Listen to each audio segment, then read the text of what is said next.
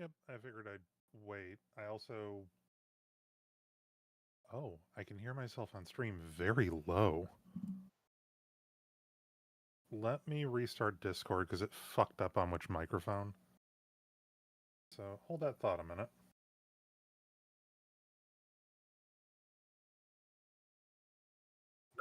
I actually did. That's the thing is I hot swapped it. I shouldn't be this low, so I'm just going to restart Discord to be safe. Hold, please.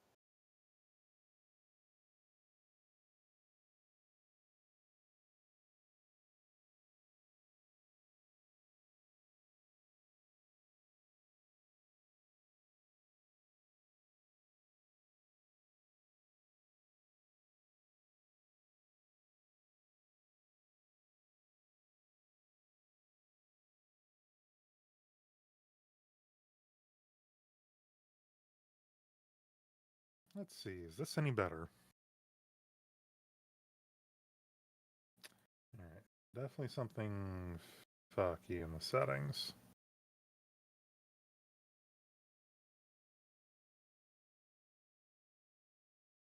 If I get even closer, is that any better? Okay, then I'm just outside of its cone. So I just need to adjust where this sits.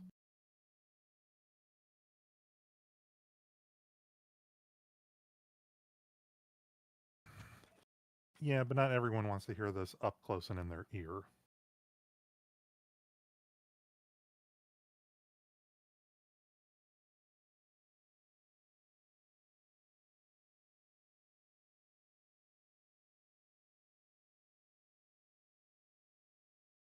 Well, yeah, if I remember right with how you usually go for your mics, you what was it like your dad even said that for some of you basically are effectively kissing the phone or foam cover on a lot of them to get it correctly.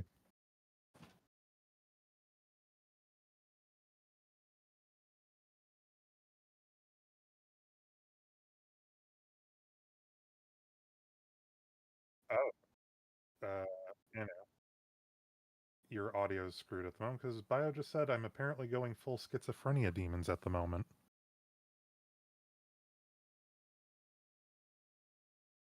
No, I think it's more Bio doesn't hear you.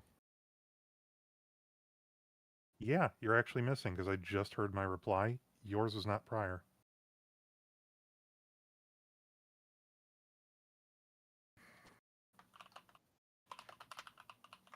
That should do it, probably.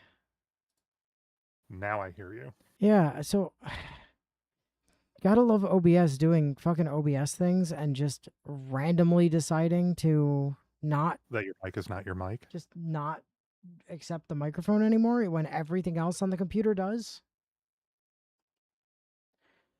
Oh, god damn it, OBS. Good time.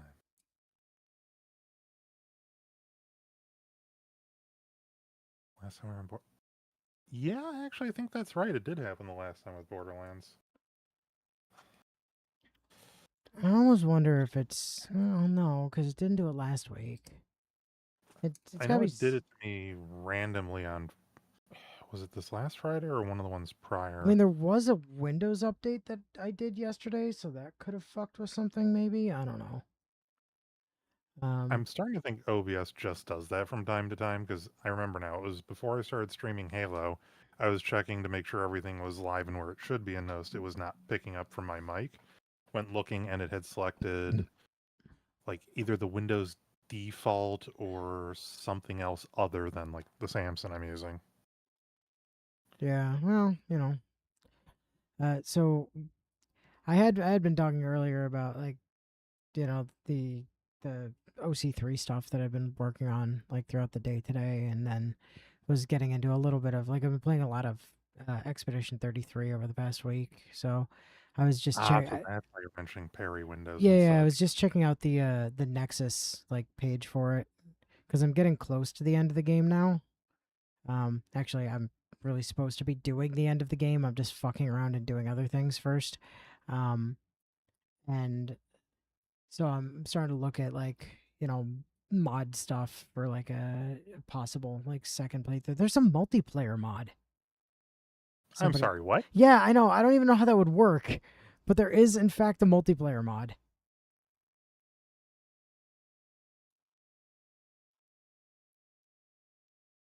Like I, I don't. I really I can't envision how that would like because you're not gonna have two people running around the world at the same time, right? So, Right. because boy, that would sure make the volleyball with the gestrals easier. Maybe old school Tales or Star Ocean where it's just during combat? I mean, it would have to be, but at the same time, like, what's the point when? Considering it's turn based, Right, yeah. it's like it's not like Tails where it's a you know like live Effectively a beat 'em up in there. right. You, you all you're doing is selecting your shit and pressing your QuickTime button input for the attacks.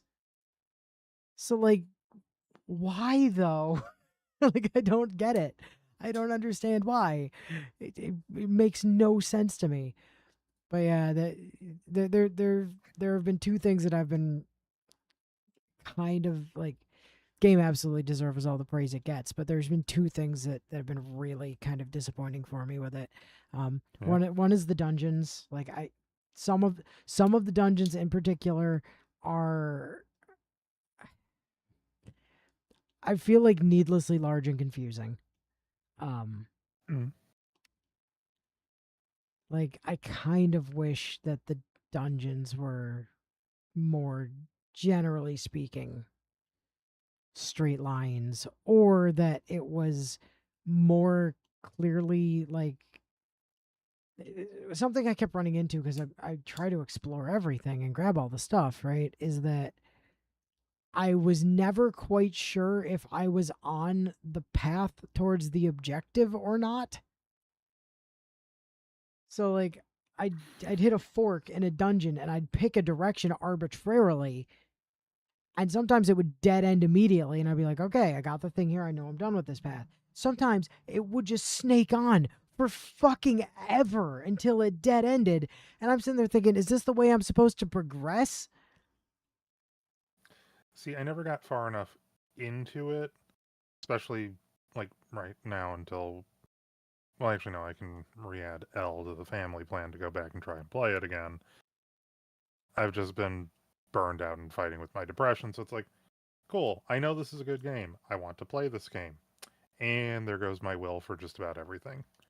Thanks, Yeah, depression. yeah. So like that has been a little bit disappointing for me.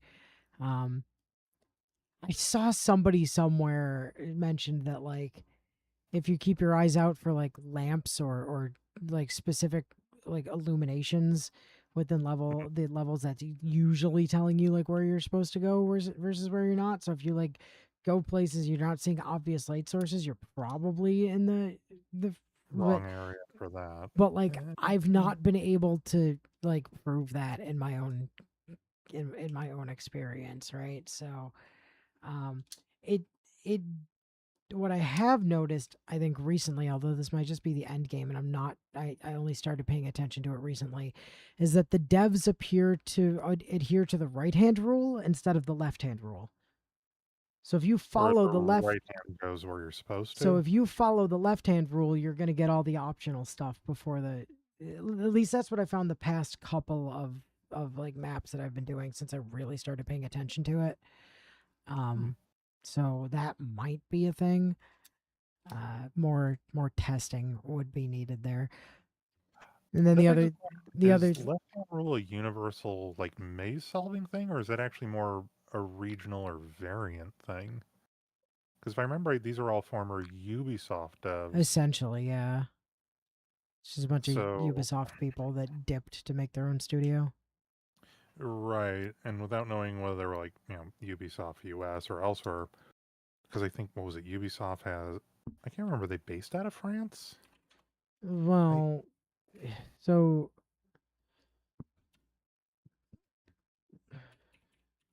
But it just makes me wonder, like, if it was like, say, French origin in this case, even though I know the theming is French and has no bearing, it's more like I wonder then if oh no, it's it's sync. kind of one of those weird biases or cultural things where it's like, oh hey, these people will do it this way, these people do it another way kind of thing. So, Let's but see. fuck it, I don't know. Um, uh, you just Ubisoft. So Ubisoft itself is headquartered in France. Yes, Okay, but they have studios all over the all place. over. Yeah, Yeah. like any other giant one. So it'd be more knowing explicitly for those devs, are they French or not? And then I would make me curious from there if I there's. just I just know that there was a like the guy that was heading up the development left Ubisoft in 2020 Hmm. um to like make to create Sandfall and start working on that, and that like they went out of their way to have said that their like inspiration with this stuff was, among other things, Final Fantasy and I mean, Persona. yeah. And also, yeah, I Yeah, can no, see that even from what I had played of yeah, it. it tracks. It tracks.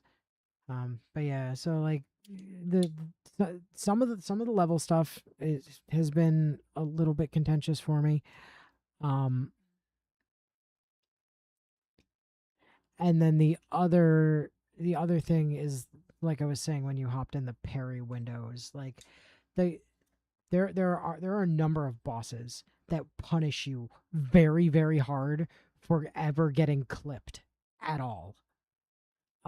And I mean, so even for the early one, I remember that being pretty nasty. Of if you fucked it up, you'd watch your health basically evaporate. and So yeah, and so the well, what I mean is, like, yes, if you get hit you take damage, yeah, sure, but like that's not even the problem. A lot of the later oh, bosses, if you get clipped, are just instantly giving you debilitating status effects, like, oh, you got clipped, sorry, you can't use skills anymore, your entire ah, team can't use skills anymore.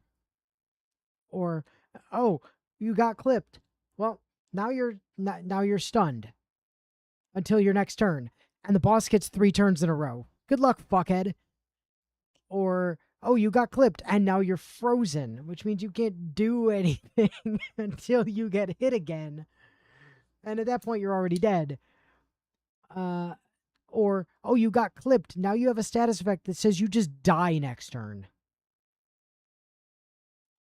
Like, all I can hear in my brain right now is get bent, get bent, get bent, get even bent. if the damage isn't bad, like even if the damage would be survivable, the status effects frequently make it not survivable.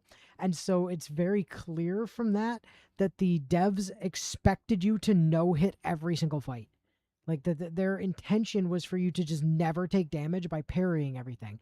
And I say parrying and not dodging because a lot of the attacks, especially in the late game, a Hmm. lot of the attacks that enemies have are fast and like repeated, and as soon as you hit a parry, you're allowed to parry again instantaneously, right? Like there is no delay if you successfully parry.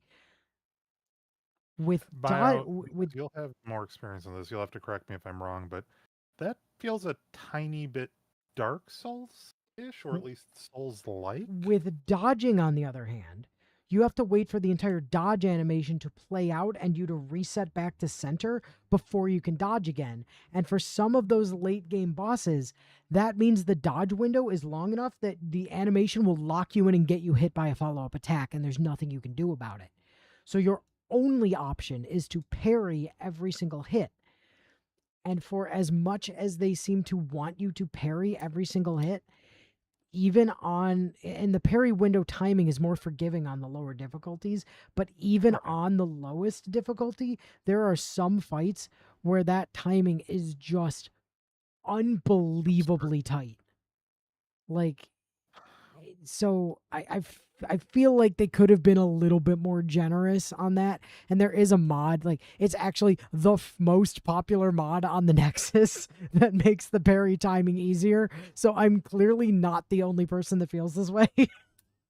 I was about to say, that's not particularly shocking, and I don't mean that to be like an ass. Like, hearing that for the window, it's like, yeah, It's yeah, I can. it is very tight timing, like very tight timing. like by default, vanilla timing, you have like about 3/10 on the lowest difficulty, or on the easiest difficulty, you have about 3/10 of a second worth of window for parry. Hmm. Uh, it's actually 0.35 seconds for parry and half a second for dodge. And on anything other than the easiest, it's 0.15 seconds for a parry, which is like that's real tight, man. What I've started to realize, and this will be something that I think is going to be helpful for you if you ever get back around to it, Yeah. is I've found that trying to go off of the animations a lot of times is not a good play. Like sometimes you have to, but like the parry timing is when you're going to be hit. So like trying to anticipate it is bad.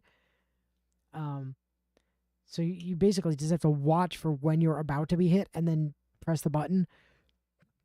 But something that I've noticed is that on a lot of the more dangerous hits, Hmm.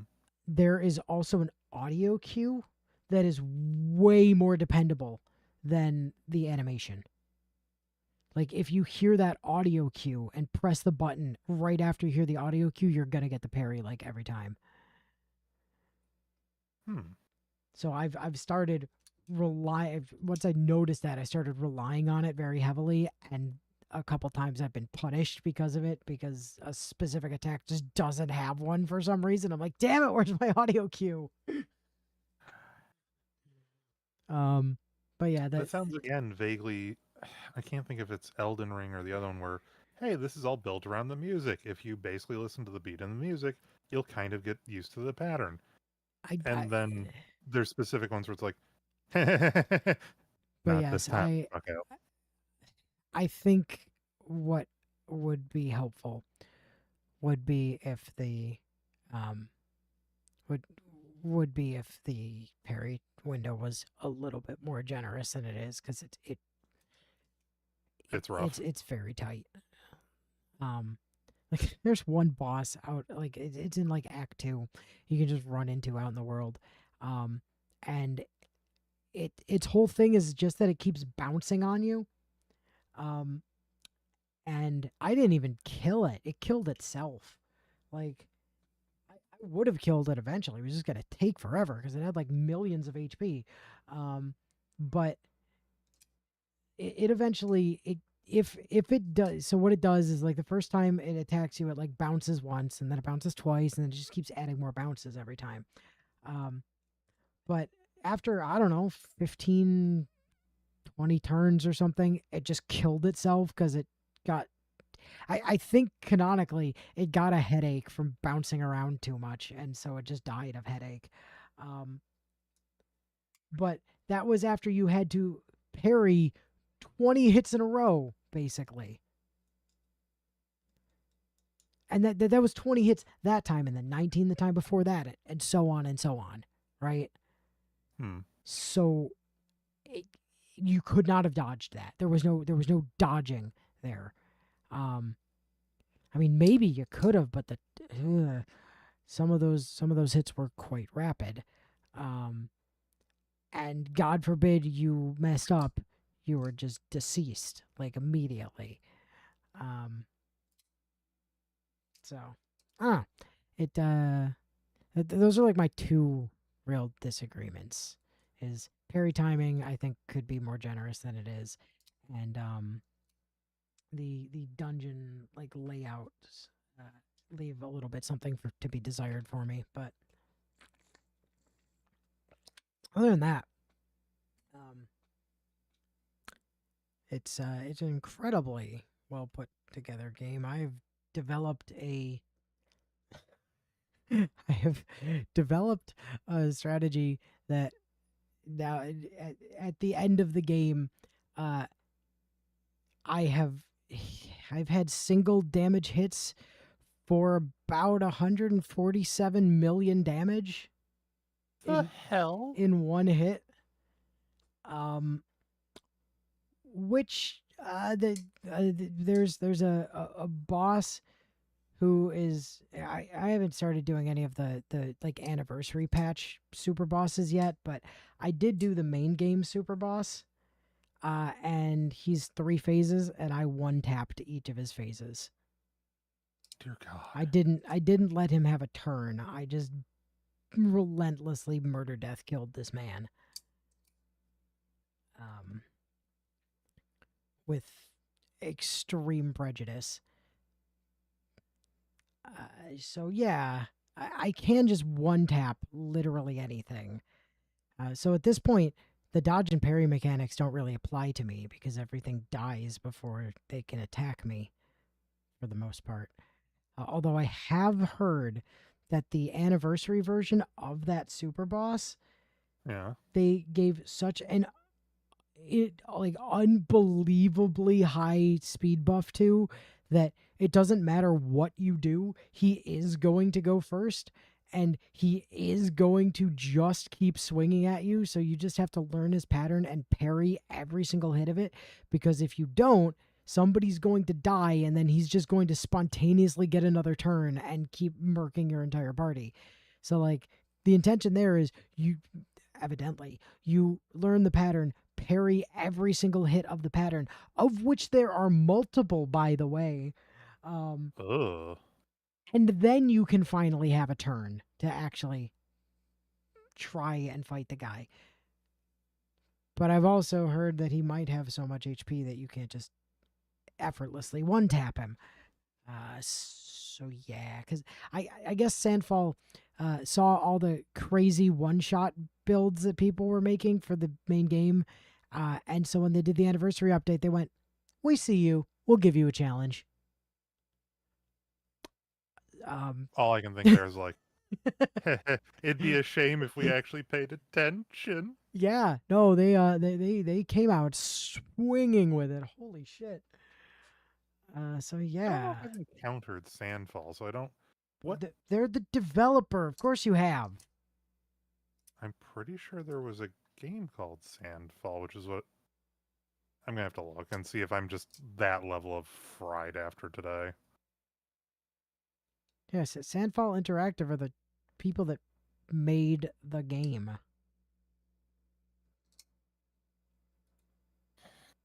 So, there's that.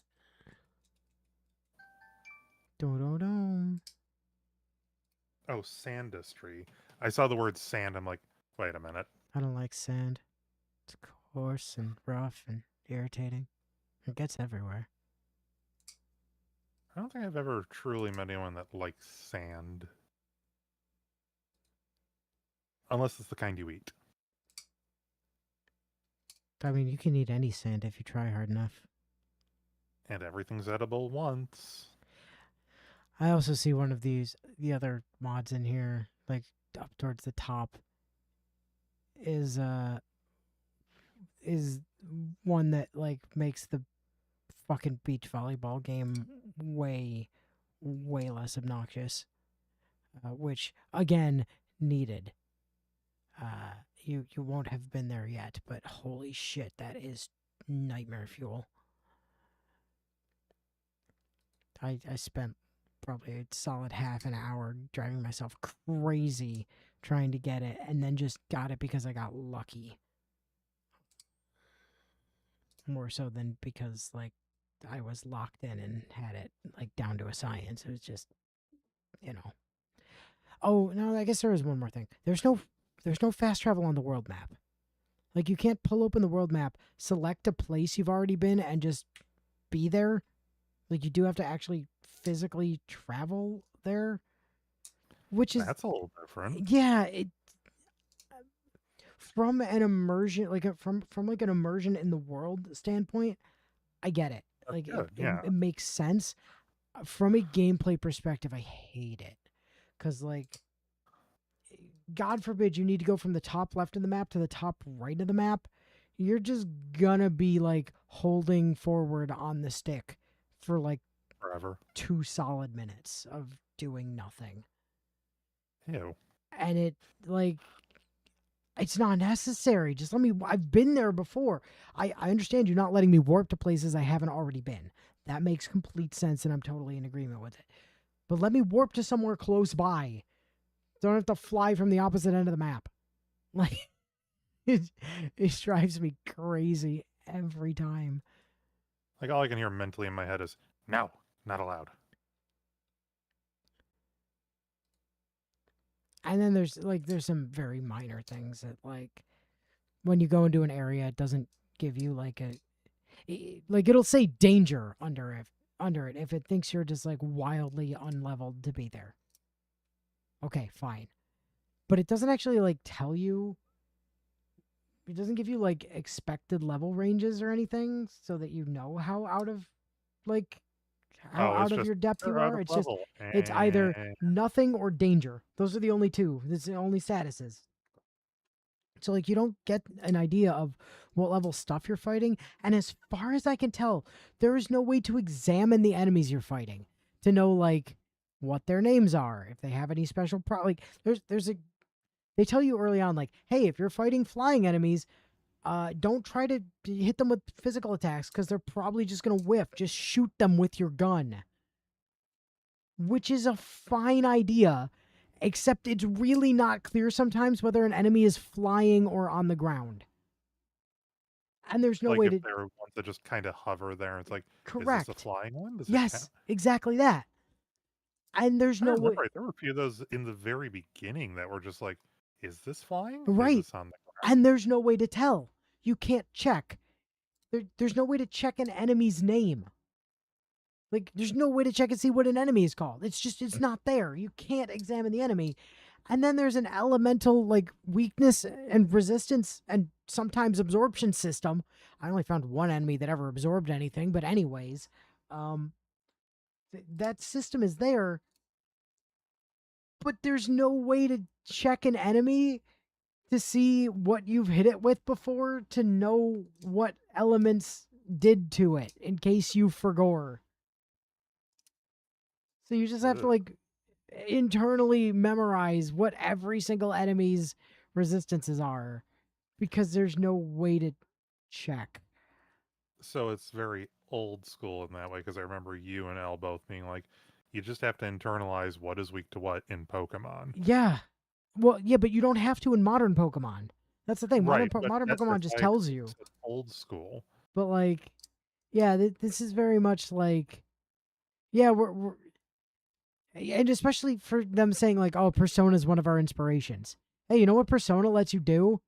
It lets you figure out what things are weak and resistant and like nullification and absorbing by hitting them with it, and then you can just check. You can just look at the thing that you've already attacked and go, "Hey, what did this thing's weaknesses again?" And it will tell you. And here you're just like, "Nope, I guess I just have to learn again." Although realistically, I'm gonna be honest, this is why this is not higher up on the list. It doesn't fucking matter. With the exception of shit absorbing things, um, it doesn't make things that were resistant to damage doesn't fucking matter. Like, yeah, it'll take less damage, but you're still gonna kill it. Like, if your damage is that overwhelming, it will still just die. So like, Hmm. it doesn't matter. And frankly, the thing that I'm doing at the end of the game, um, I'm just dealing void damage anyways, which is basically almighty from Ooh, Persona, which means that nothing resists it. Nothing is weak to it, but nothing resists it. it's neutral in that regard. Yeah, no, it is. You know what the fucking annoying thing is though? Hmm. Still can't hit flying enemies. No. Oh. They're the one thing in the game, and it's not a promise, right? I don't know exactly what their evade chance is, but tangent or anecdotally, it feels like it's like 80 to 90% Gross. at least. So there was one enemy that I was fighting in the late game that like I started up the fight. I didn't know if it was flying or not. Turns out it was. I did my whole setup, went to go press the one shot button, and it missed. So I just reloaded the game and did it again until it worked. Because, I like, literally just hear in my brain, I fired. Well, I and, missed. and the reason I did that is it had so much health that killing it with just gunshots would have taken an eternity and required way too much parrying with way too many opportunities to fuck up. So I just reloaded until my one shot worked and it died. Which is like the fact that that is the solution to that isn't great. Like I feel like flying enemies were interesting in concept and poorly designed in practice.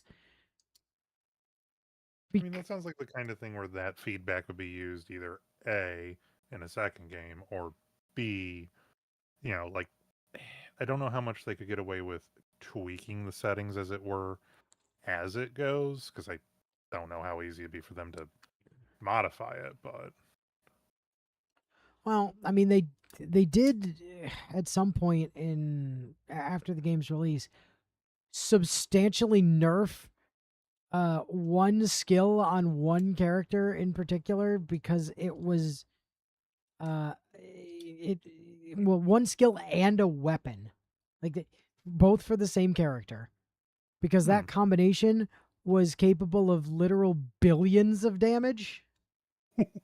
What? Yeah.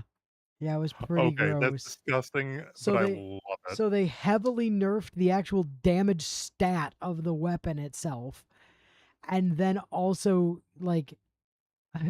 also heavily nerfed the skill.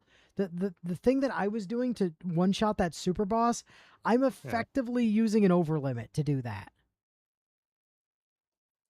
Whereas with Previously you this, could do that with just that skill. nice. Just that skill by itself in a solo build with no party support. The damage I'm doing is with a full party backing up the one person who is doing damage. Previously, before that nerf, that same character could have completely soloed that super boss literally by themselves with no external help in one Okay, shot. that's just cool. Like that's how overtuned it was. I mean, they did put nerfs in for that, right? So, I like mean, it's also understandable they had to. in theory, like even even if it was like the flying enemies are like a 50% mischance, fine, right? Like I get it. But it seems to be much higher than that. Like on the low end, it might be 75% that they dodge on the low end. But anecdotally, I think it's somewhere between 80 and 90. Like so, yeah. But I have developed the power to just absolutely one tap everything in my way. So that's helpful. I have one character whose sole purpose in life is to generate me the meter so that I can use my over limits. Uh, that I have another character whose sole purpose is to buff the damage dealer to make them do more damage, and then the damage dealer just nukes everything into oblivion.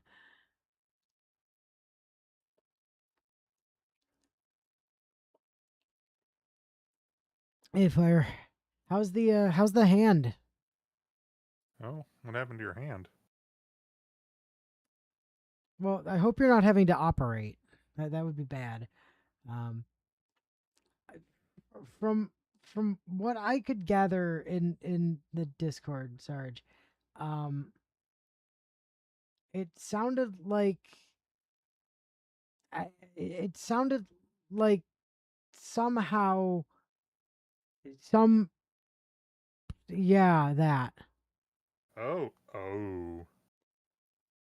So here's what I think I'm missing here, Fire. When you say a 4 pack, do you just mean like 4 cans of beer or 4 bottles of beer or like that doesn't seem like that much weight. Like, are we talking like 4 crates or like I'm afraid I'm just not understanding the or was it all just like concentrated on like literally did you get like an edge that all the rate was concentrated in a wedge or something? Because like I saw the 4 pack, I'm like, I can't, am I reading that wrong? What am I missing here?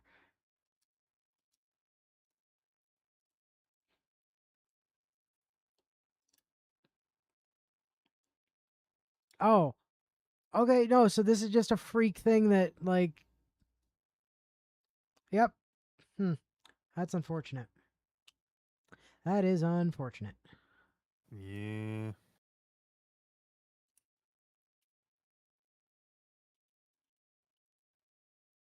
Yeah, critical hit indeed.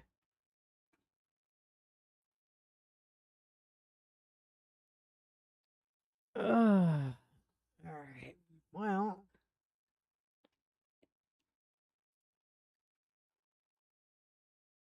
Ooh. yeah, it's always worse when it's the main hand. Like 1,000,000% for sure.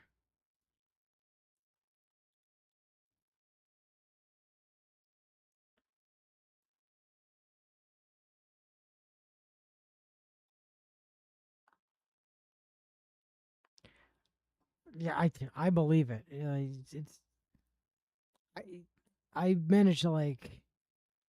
It's not even that I fucked up my shoulder. It's just I like both. I'm pretty sure both shoulders are becoming rapidly very arthritic. Um, and the consequence of that is I keep trying to move in ways that I have always been able to, and now no longer can,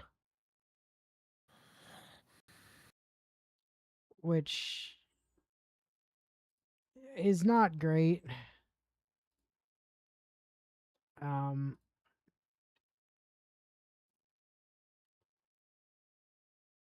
so I know that. Like, I understand that in a way that I wish I didn't. All I can think is getting old fucking sucks.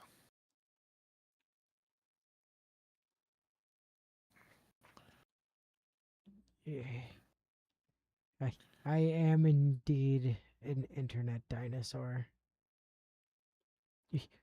Back in my day, we didn't have this fancy pants internet.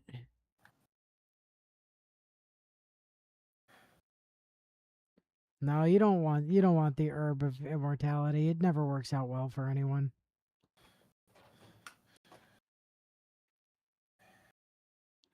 Yeah, how many stories are there? Here, have exactly what you want. Now suffer. No, I mean, I'm all about suffering. Suffering is fine, you know. Wait, your own suffering or someone else's suffering? Yes. Because that is important.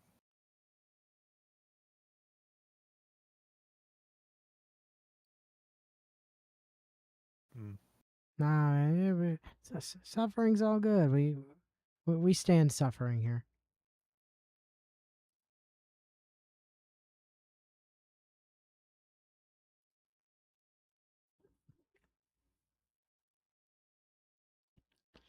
Just end up getting stolen by a snake or something anyway. Exact. That's my point. Exactly my point. Yes. It never works out well for anyone.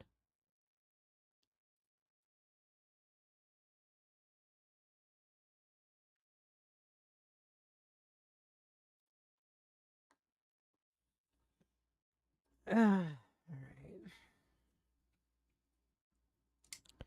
Now that I've like waffled on for 45 minutes with, well, actually less because some of it was lost due to fucking OBS bullshit Being fucketry. OBS.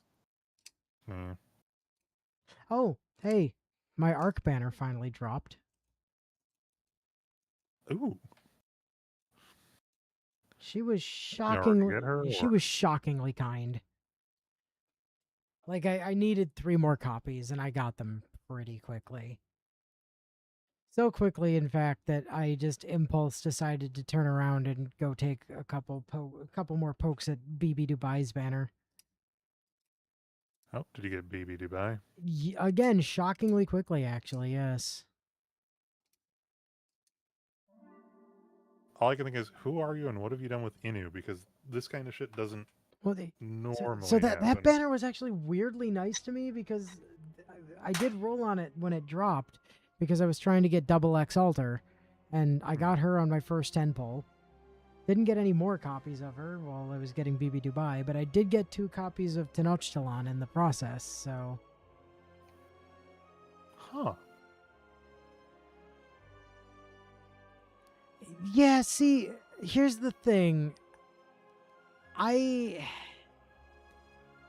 I'm I'm kind of mixed on some of the design for BB Dubai. Um, I what it kind of came down to, I do like BB Cosmo. BB Cosmo is fine. Um, but like I think what it really came down to is so far I haven't missed. So far I haven't managed to miss a Sakura face. So it would have felt weird to be missing just one. Is I think more what it came down to. And it's not even like I got all of the other ones intentionally necessarily. I mean, I did go out of my way to get Melt. That much is true. Um like BB Summer was a complete accident, although now she was a complete accident that is now NP3 and it makes any banner with her on it cancer because I don't want her to end up NP4. Um but it was a happy accident because now she's central to my Alco builds. Um, like Lip, I just got a bunch of copies of tangentially. Um,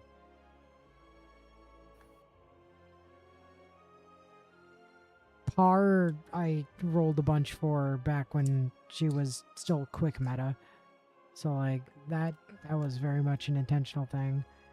Um, but no, I just went for one copy there. I know I'm getting Khazur drop when Khazur drops. But, well, huh. Ooh. What? What? The Goku mod seems to be missing its images all of a sudden. What the fuck happened there? Oh, I may have expanded the mod list again, by the way. Oh no. It's fine. All I can think is, whatever will we do? More things to mess around with. Speaking of the Sakuras, like It's Passion Lip, actually kind of nice for her. Passion Lip is now here.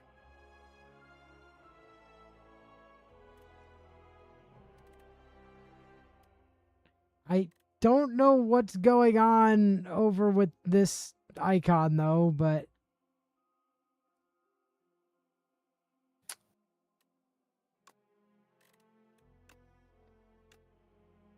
and then also I found Columbina, so she's here now.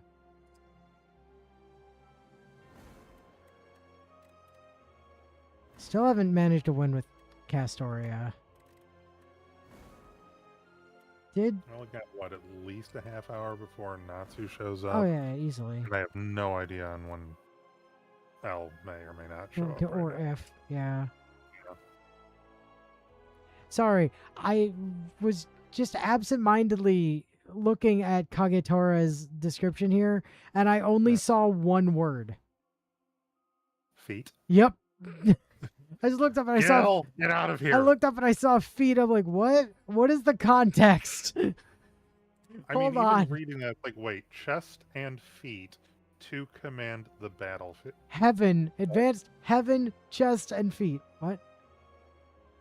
Gil, get out of this game. No, I know what they're getting at. It's just like, could you have phrased it? Translation thing? Or? Yeah.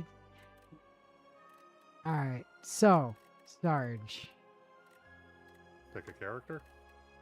Kagetora, Mordred, Oberon, Shuten, or Lip.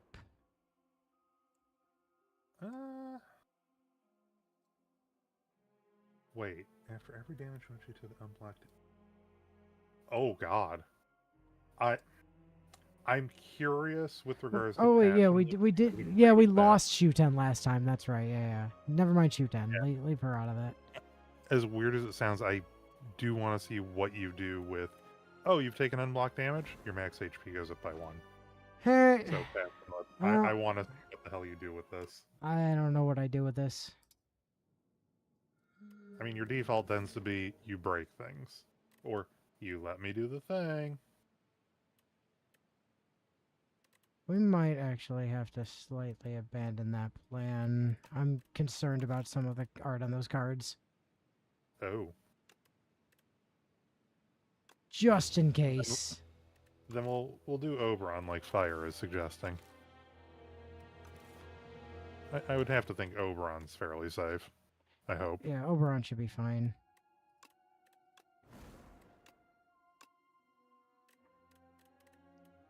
Like, Lip looks like a pretty standard deck, like, to start with.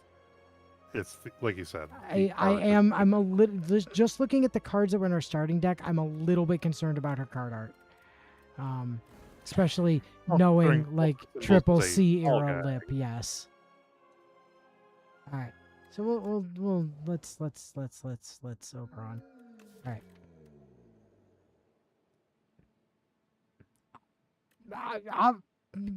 That's not What? Oberon.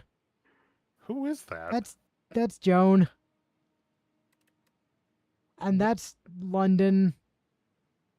But, There's an why? Oberon. And that's Caligula. Why is Joan here? I know, right? Okay. Gain 30 NP charge, draw 1, take 1 debt. Loan cards grant resources now and add debt to a cap of 15. At the end of your turn, your NP charge pays your debt 10 NP per point. Your unpaid debt gains 1 interest next turn, and each unpaid point costs you 3 HP. While debt reaches your credit limit, you cannot play loans. So this... Okay, so this is 30 or 40 NP now, draw a card, and then lose 10 NP at the end of the turn. Okay. Gain 4 block, toggle between the Storybook King and the Prince of Winter. It's a quick-based CE even. For Joan, yeah. Alright, let's go with 2 relics off the Act 1 boss seems fine.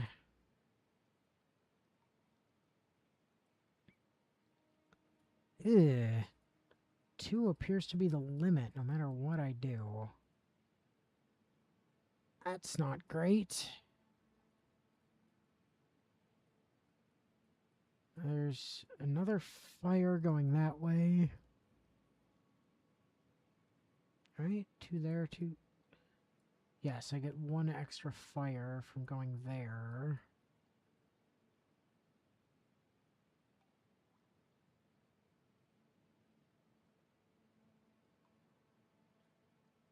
And we're going through an early shop. I could go through 2 early shop. No. No, that.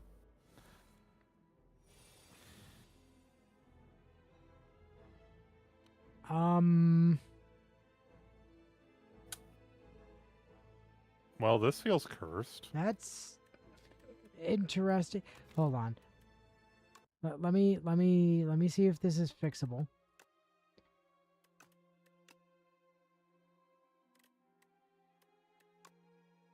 Because I know there's some stuff that's going to be turned on. That is probably what's affecting it, is that they probably didn't mention that that's supposed to be beta branch only, and so I'm imagining that's what is causing the problem. So let me just reboot the game with that disabled.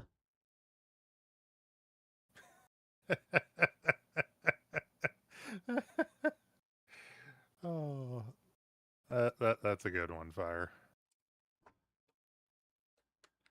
Well, that wasn't the UK. That was Fairy, the UK.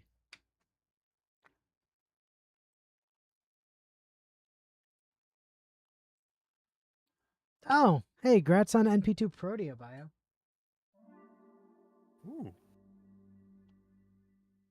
I feel like I got NP2 on her on like a lucky bag or something at some point. Is that right?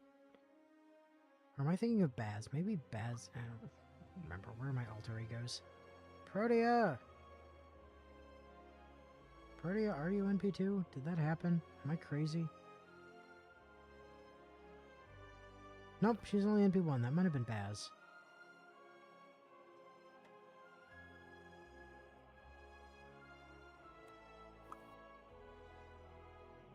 Alright. There we go. Yep, it was Tifa. Damn it, Tifa. Start of each combat, enter Storybook King. Each point of debt you pay with NP grants 10 crit stars. Okay. Gain bond, yeah. The card, okay, yeah. Got it. It's a lot of incoming damage. Oh my god, look, I'm an NP meter. I can actually keep track. E.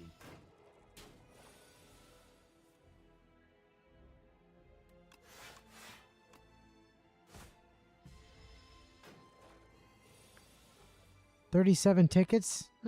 Wow, that's pretty low.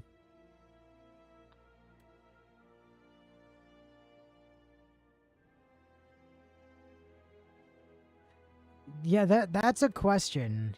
I also don't remember. Like, I don't have any way to swap. Oh, yeah, there we go. I can Nightfall for swap. All right, well, let's go find out. Okay. The end of your turn, your debt is not collected. Instead, it gains 1 interest.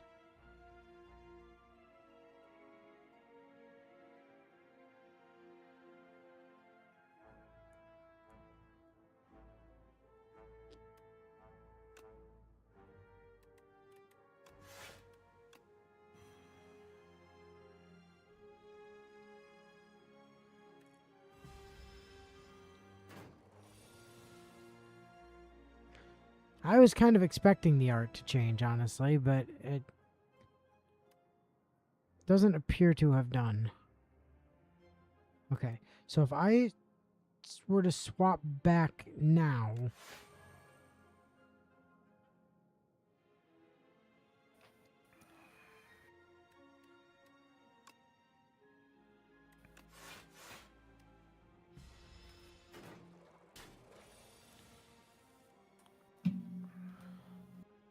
Well, I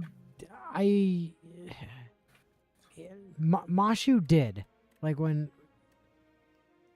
I've run Mashu, oh god. These slugs are bodying the hell out of us.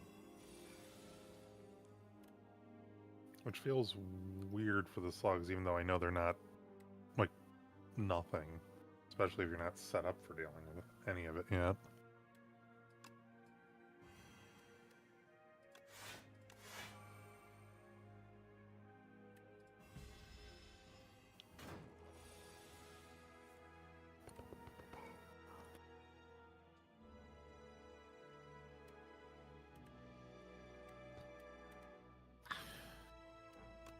Okay.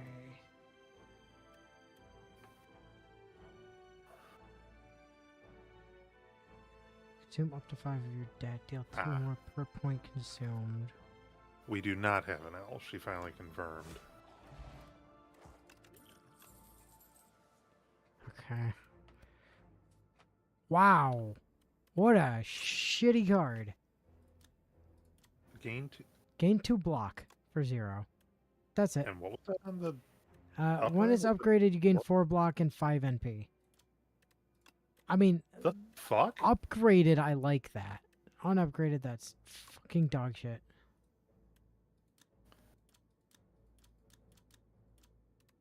Draw 1, draw 2, 0. I in the worst case, it's a cantrip. Upgraded, it's a cantrip that is better. What's Dragonfly Wings turn into? Just does more damage. Oh. I'll take I'll take the cantrip that is... Why is that card Hollow Ataraxia? I don't know, but you are correct, it is. I'll be right back. I have to go rerun the dryer. Ugh.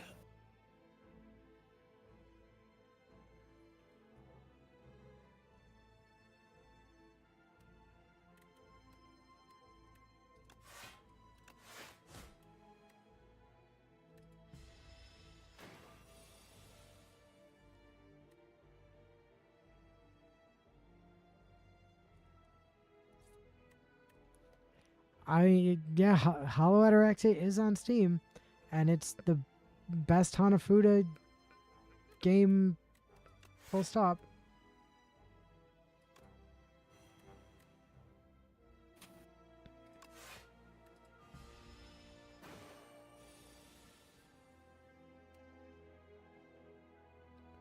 Well, that's a mistake on your part, Fire. You should Hanafuda.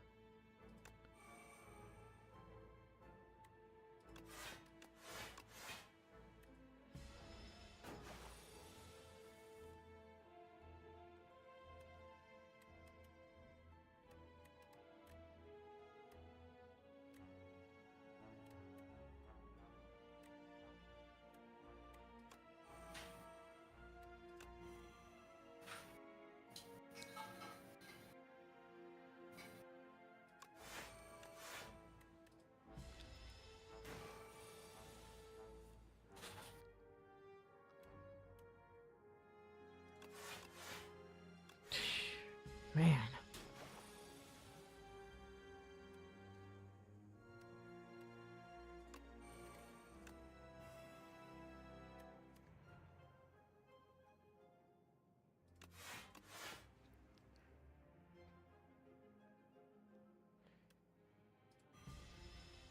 I mean, I did get the dragon off the one time. We're just not drawn into our NP gen card as much as we need to for it.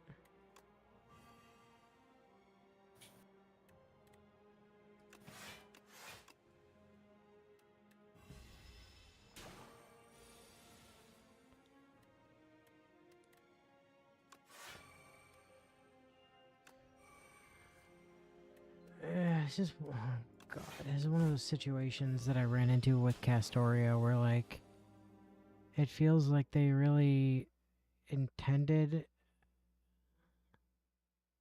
for me to be, like, hitting the NP more often.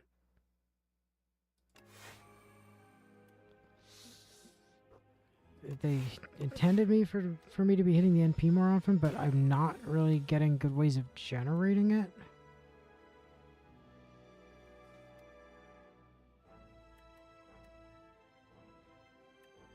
Oh wait, the art is changing. Yeah, it is. It's just not going to Vortigern.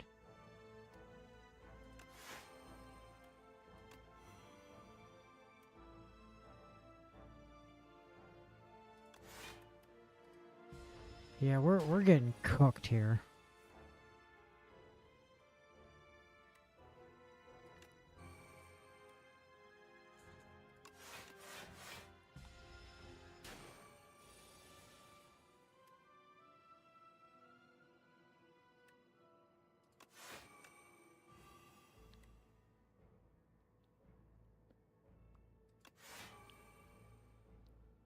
Wow. Yeah, we got rolled.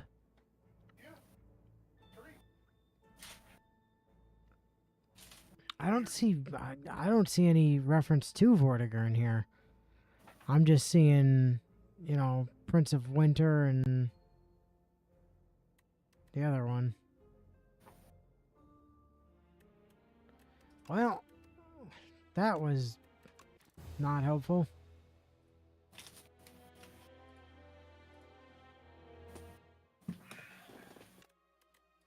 That's very similar to what I've had happen when I've tried to run Castoria.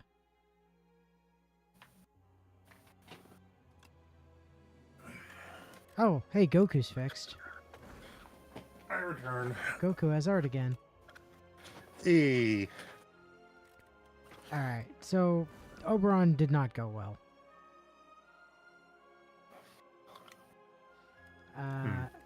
So let's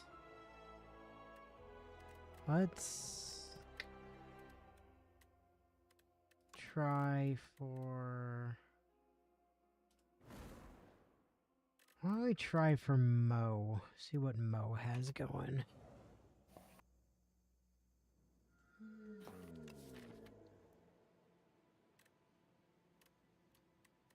Mordred, why the hell are you getting NP charge on a Buster card?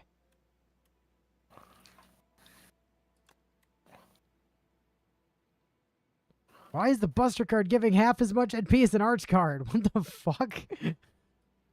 That's interesting.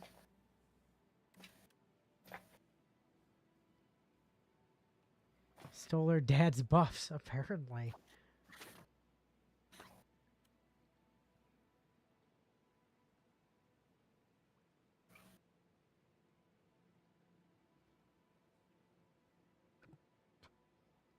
There's a lot of stance changing in these mods, yes.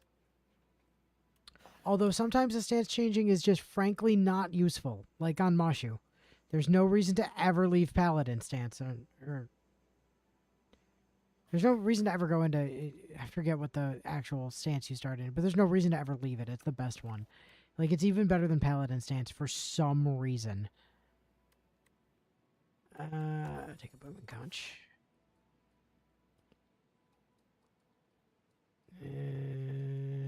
2 is the maximum. 3 fires or 3 fires and a shop.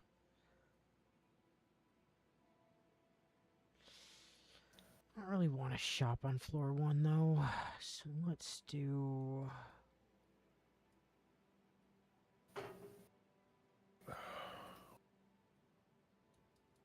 that.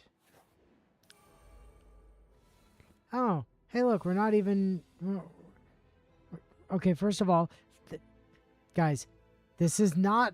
She's not wearing her armor. This is not helmet Mordred. You lying fuck. I can see you're saying she has her mask, but she blatantly does not. That's Ascension 3, Mordred, not Ascension 1.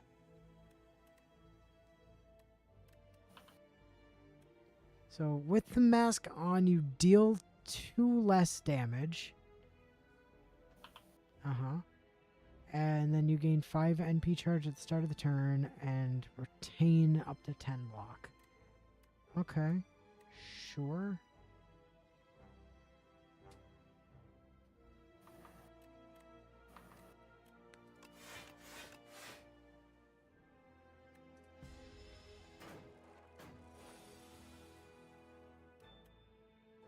See if we're just gonna get cooked by these fucking slug boys again. Cause they really cooked us last time.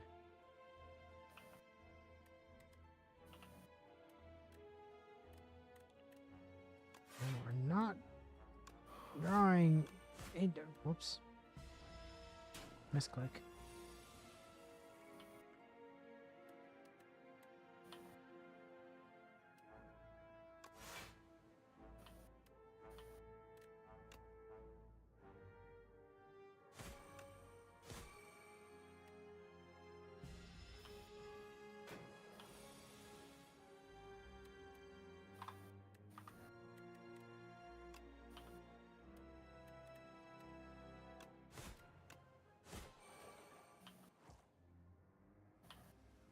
Where did this come from? Oh, okay. It's the crit.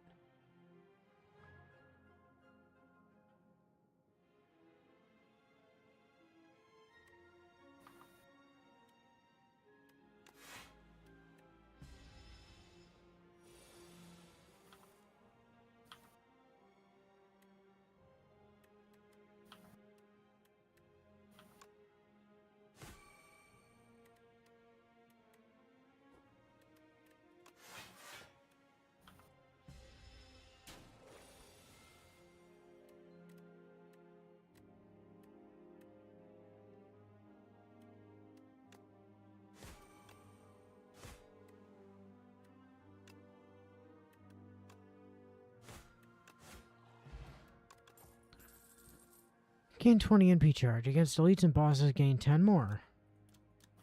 Okay, that's just give me NP charge the skill. 9 damage and 10 crit stars. Or 12 and 20. Not bad. 8 damage apply vulnerable, plus 1 if this attack is critical.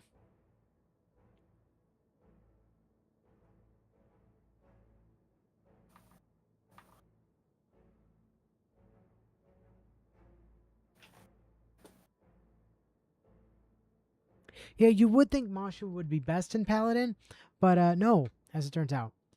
She's, like... She's got 3. She's got her Shielder form, her Ortonax form, and Paladin. And Paladin is supposed to have all of the stuff for both Shielder and Ortonax, but the problem is that the NP in Paladin is objectively worse than the NP in Shielder form, and when you can just play that NP like 1,000 times a turn, Mashu ends up with like literal thousands of block and then has a card that just turns that block into damage, and she just one-shots everything. It's insanity. This mod maker might drop King Hassan. Like that is legitimately a thing that's a possibility. They do just keep adding people. Lip is by a different person than the rest of these FGO ones, but I'm just waiting on... I'm still waiting on my beloved Gudiko to get brought over from STS1.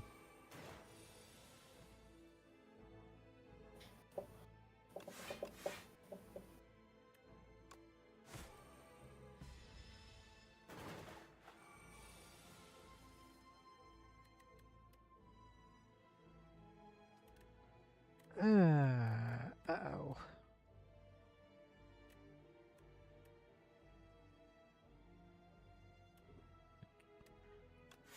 Okay, I'm gonna block as much of that as we can.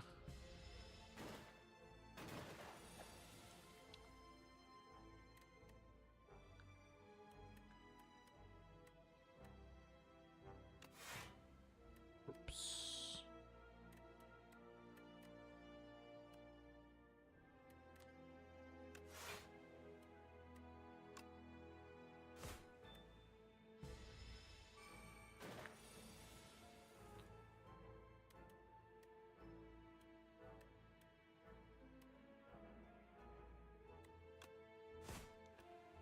Clarent Blood Arthur. If masked, first tear off the mask, consume all your charge, deal 4 damage 5 times to all enemies.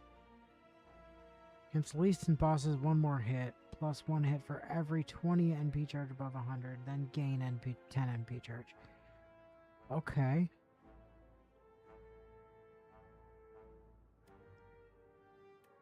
Only problem is, this guy currently has spikes. Now I would prefer not to get bodied by the spikes.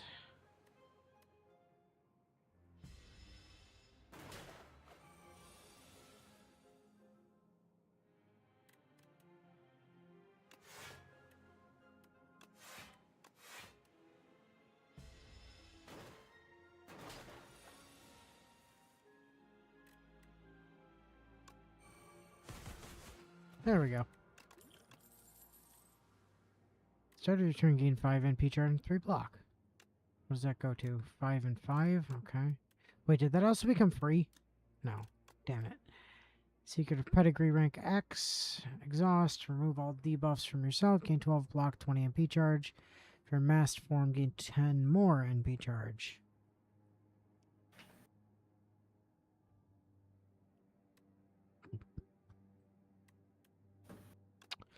It's a shame this doesn't draw a card. If this drew a card, I would be all about it.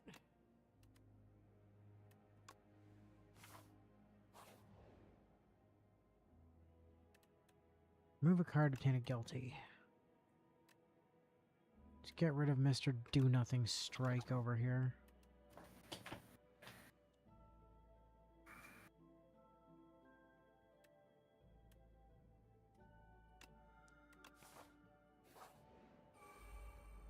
That's not the Excalibur Mordred wants.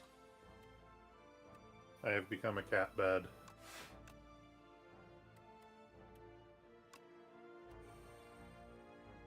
I am become death, destroyer of worlds.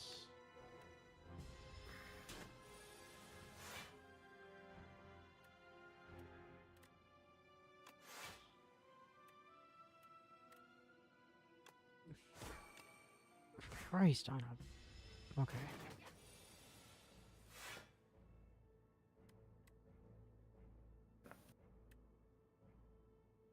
Buster Arts.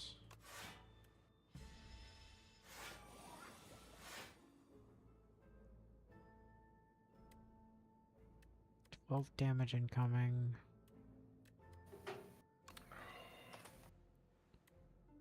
Alternatively... Oh god. That... Scalpers are genuinely some of the worst human beings.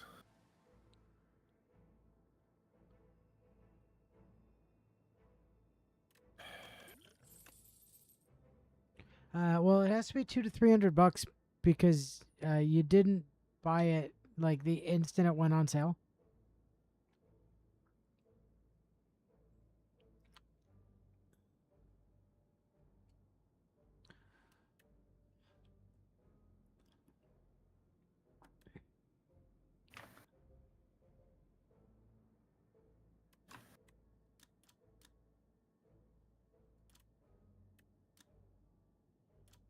Okay, that is also not Mordred.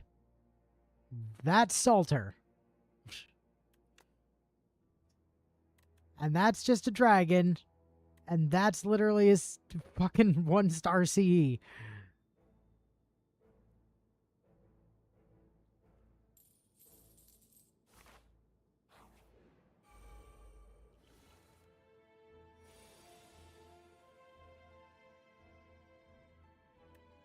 I'm sorry, the what? The CGI Fire? sex dragon. You can read. I can read, but I have no context.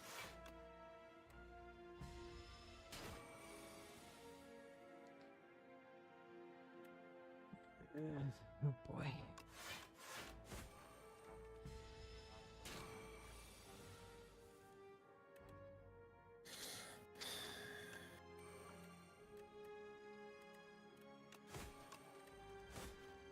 I should probably be worried, but somehow at the same point... Yeah. Oh god. Boy, we are getting cooked here.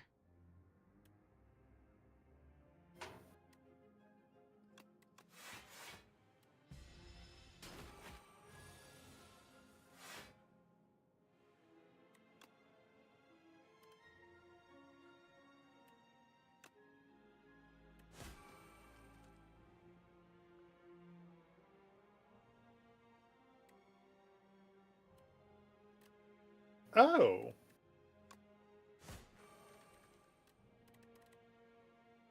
Lovely. It was really very normal.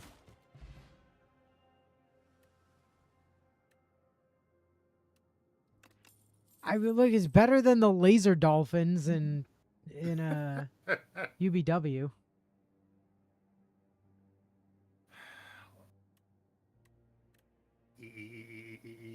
Laser dolphin. 3 NP or 3. Okay, that's actually Mordred on a card, though. Look at that. Impossible.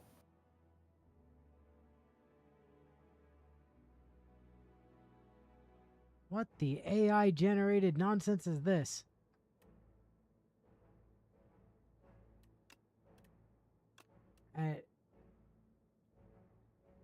Okay. Is that Nobu I That see that on is there? Nobu at the bottom, and that's Okita in the top left, and that's Hijikata in the top right. None of these people are Mordred.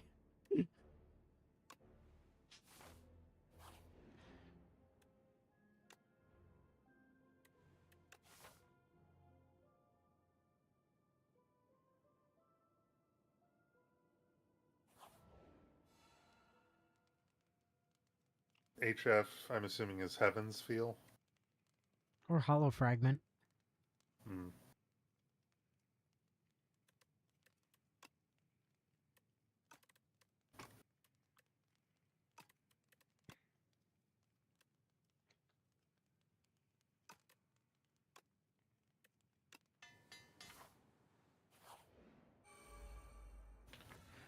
Oh, good God. Well, this is probably death.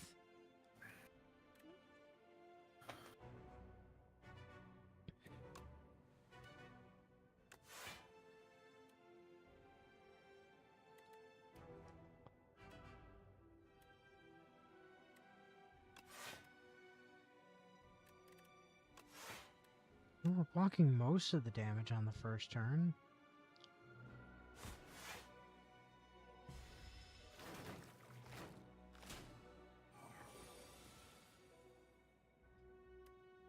There is a very real possibility this is where Mordred just gets absolutely fucking obliterated.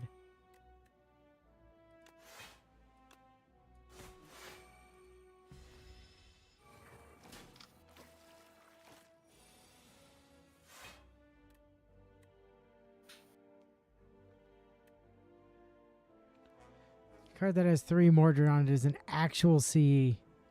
Really? Oh, so I wasn't losing my mind that some of that looked slightly familiar?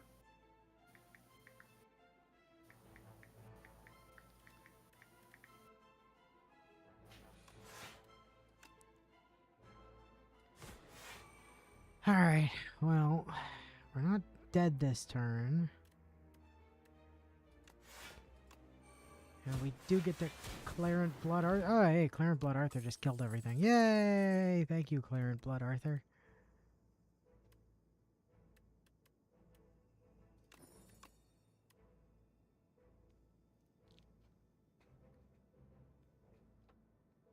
I'm being honest, 2 energy for 9 damage to all enemies seems pretty fucking awful. The hell do the critical stars do in this case? They build up a meter and then they give you a card when the meter is full. Yeah, that does not seem worth it at all.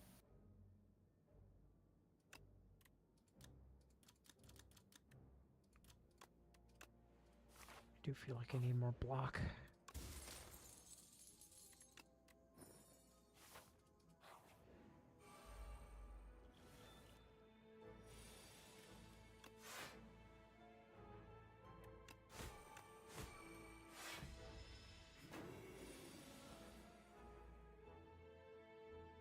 Play 1 skill per turn, huh?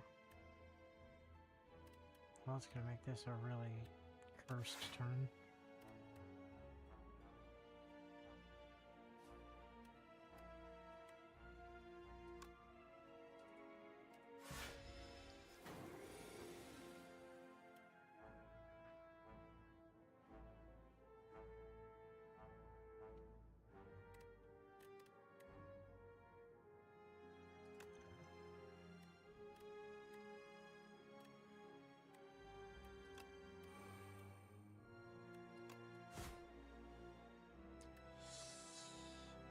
Ooh.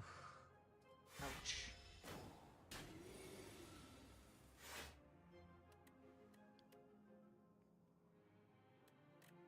But we get Clarent Blood Arthur proc.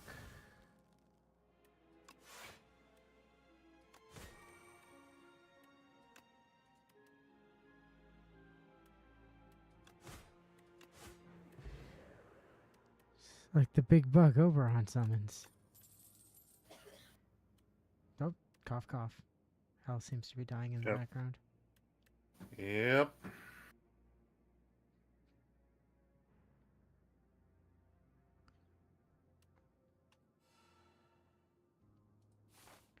Man, you gotta love this 6 HP life. I could heal. But why? So why would you when there's things to upgrade? Yeah. Healing is for the weak. I would much prefer just more good. Indeed. Agreed. I like that Lower the Visor is just a slightly zoomed in and panned up version of Sparks of the Helm. It's the same image. It's also the same image from Dragon's Blood. True story. Just like Art's command and defend are the same image, but it's zoomed in on defend. And also, quick command and tournament footwork are the same image. Exactly the same image.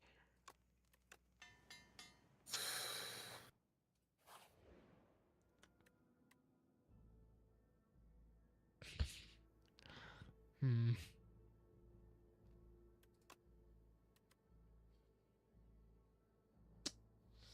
Alright, we're gonna lose a Buster command.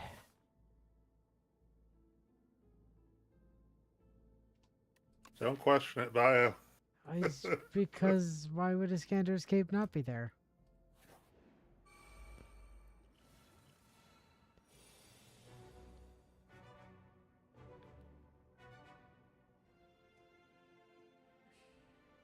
$16 damage.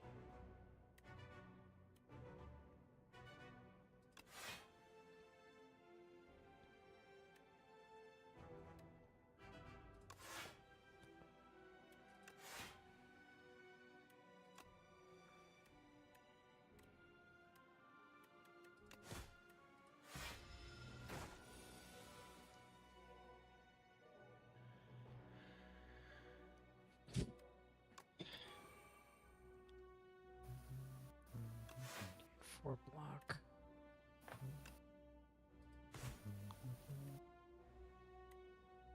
We'll declare Blood Arthur for now.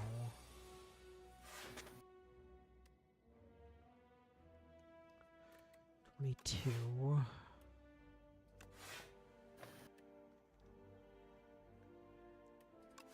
Which I can block.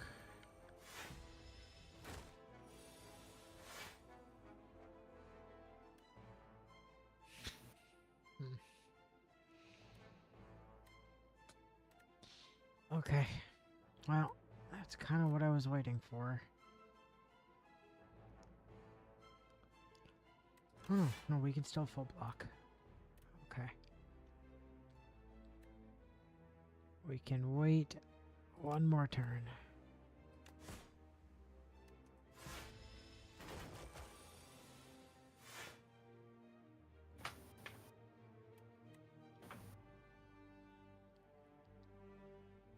So I can get to 17. I'm now in a position where if we don't kill this turn, which I'm not sure we do, but if we don't kill this turn, we're dead. So let's hit a Buster, hit Clarent Blood Arthur. Got it. Hey. Nice. The first debuff an enemy would apply to you each combat is negated.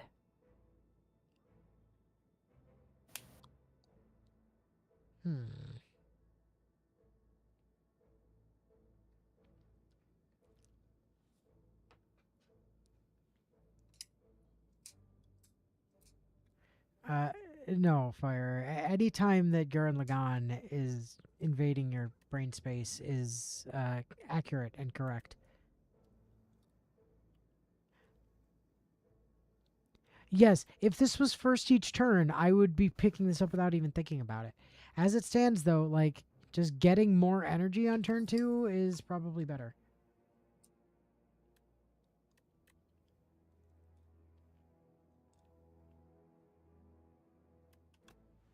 I do feel like I need more block. Especially when that block also gives me... Uh-oh. Especially when that block also gives me NP charge.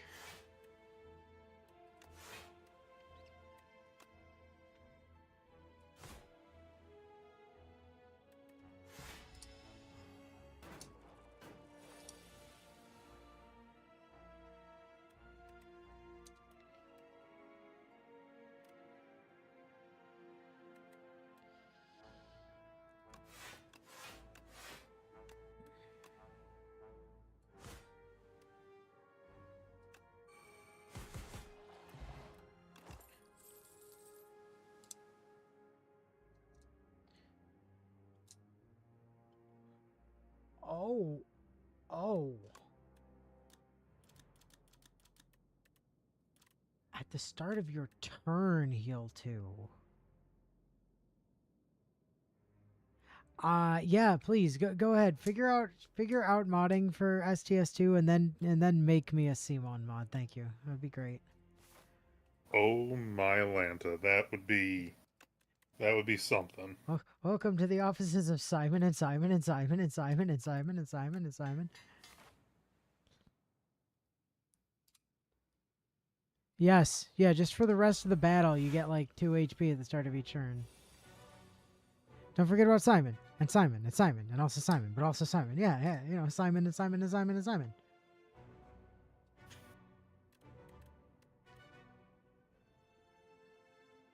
Alright. Put your home. Yes.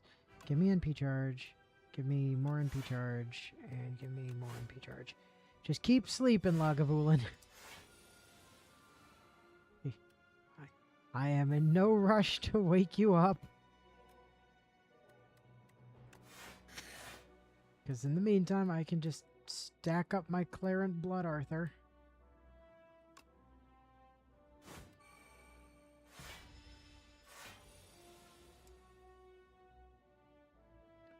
Get Memories of Trefus out there. Dragon's Blood out there. Alright, so you're going to wake up. And now it's go time.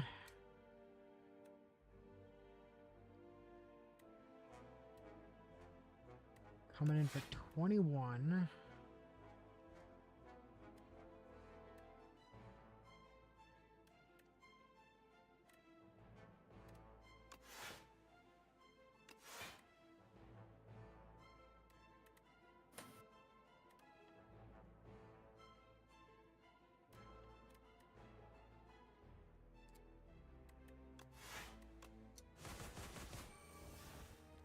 Okay. Mordred would immediately smash her face into the giant crab monster without a second thought. Yes, well, good thing Mordred is not in control here.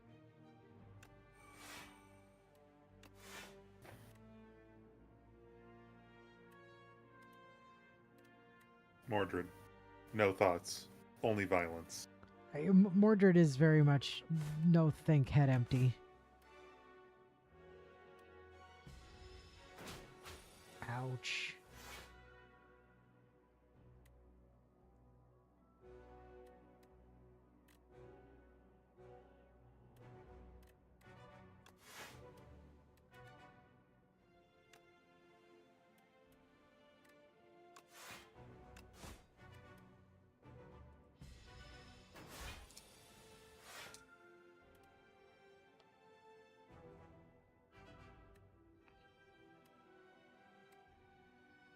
Buster, Clarence Blood Arthur, back into Shield on form.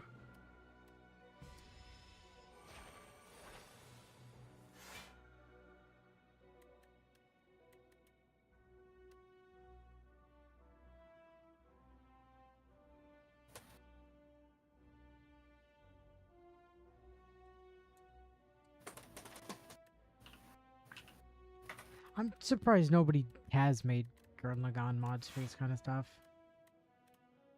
Actually, that's a fair point. Because that does feel actually kind of weird that no one has.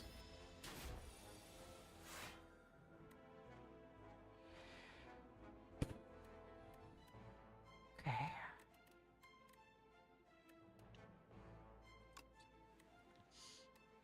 Clarence Blood Arthur for kill. Almost. There it is. Mana Burst, Red Lightning. Consume all your MP. Deal 16 damage plus 4. How would Simon even function, though? I don't know.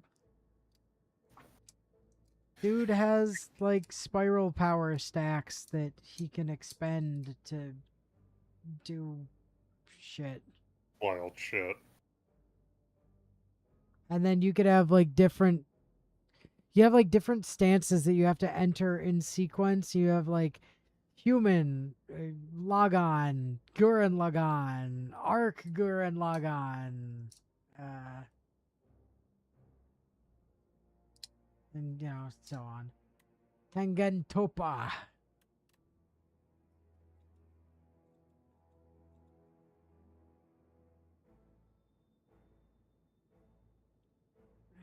Mercador Pool.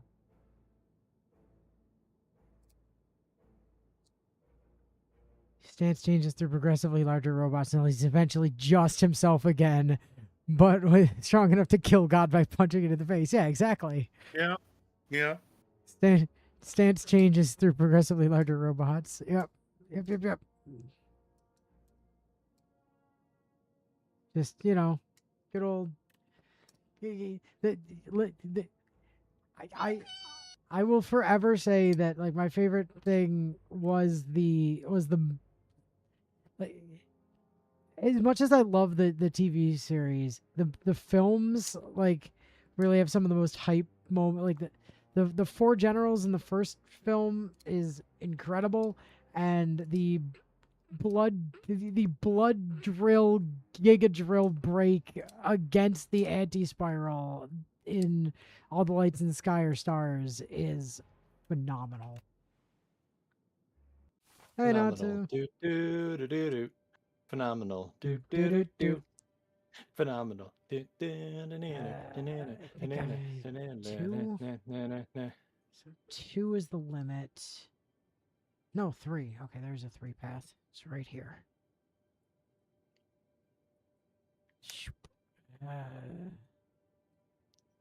Oh, hello, who do we have here? It's Orabas. Oh, it's Pikachu as seen from above. Ah, yes, of course. Oh no! Hold on. I don't want coup d'etat. Is it really gonna let me have 9 potion slots? Oh my lord! Yes, it will. Yes, it will. That's a lot of potions. That's a lot of potions. That's a lot of damage. That's a lot of damage. All right. We're immediately facing. Yeah, which makes fuck those ton of damage again. entropy potions that fill all of your potion slots with a random potion even stronger than they normally are. Yeah, right.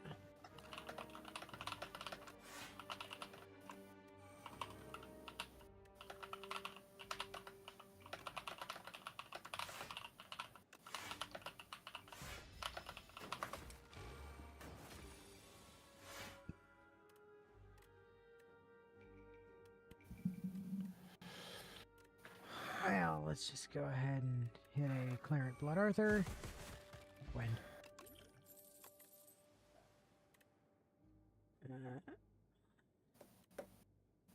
We have at least 15. No. Father, I crave your sword. Other hope. Just give me 63 gold. Oh, good. It's this fuck stick. Hey, you mind stealing something out of my deck that I don't care about? That'd be great, actually.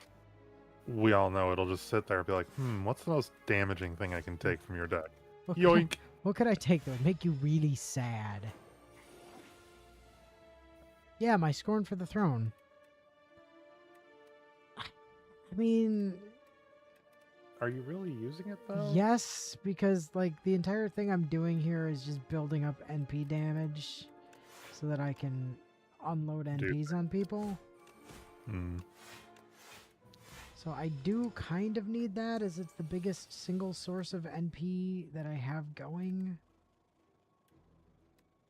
So I'd really prefer to have it, as opposed to not having it. Duh.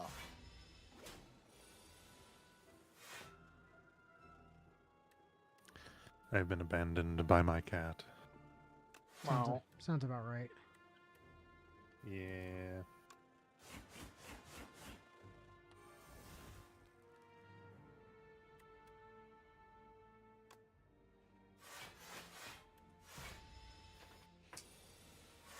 And he's dipping.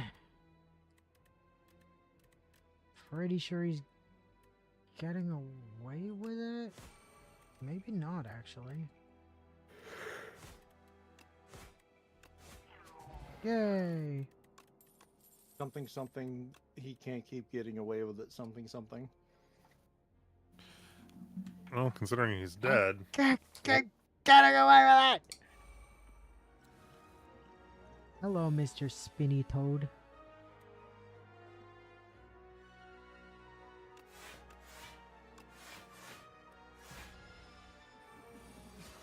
You're gonna be a huge pain in the dick, aren't you?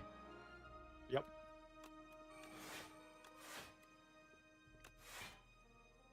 Well, joke's on you, dickweed. I can out shield your damage so far, anyway.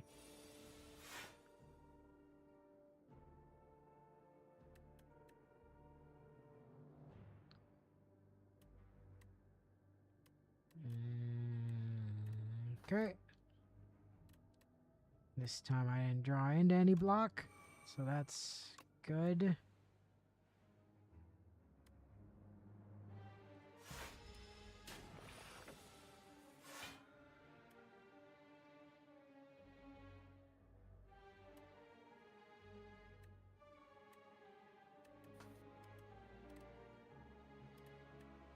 We do that.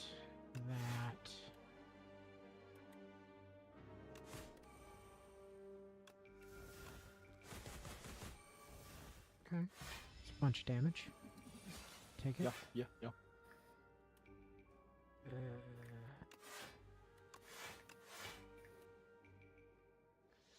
Block most of that. That's a lot of damage. That's a lot of damage.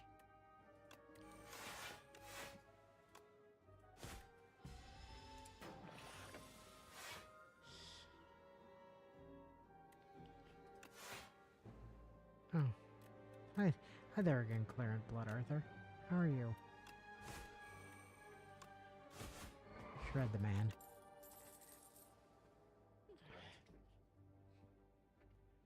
Take another Sparks of the Helm. Basically, I just want block cards that give me NP. That is my plan. That is how we win. Is I just get block cards that give me NP. Yes. And also block cards that put me back into mask on state is also good. In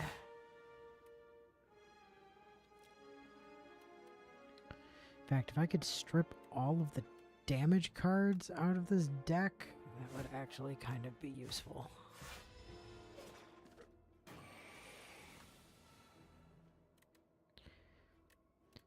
Oh, so you missed me talking about the stuff with like Expedition 33 that I've not been super in love with earlier.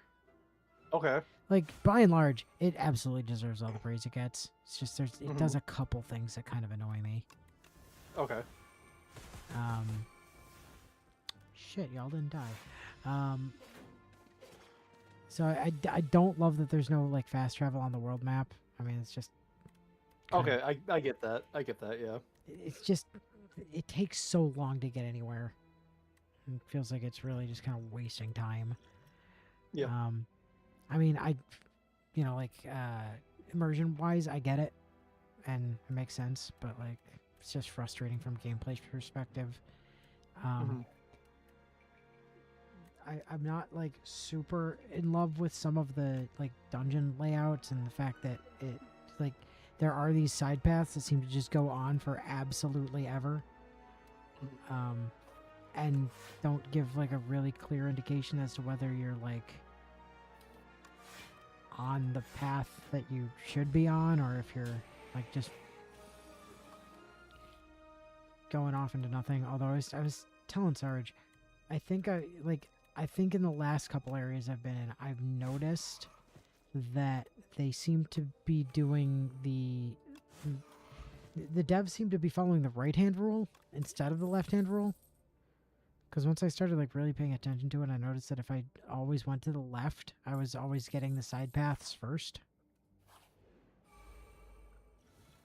So, still playing around with that, trying to figure out if that's like consistent or if that's just me inventing things to try to have some consistency.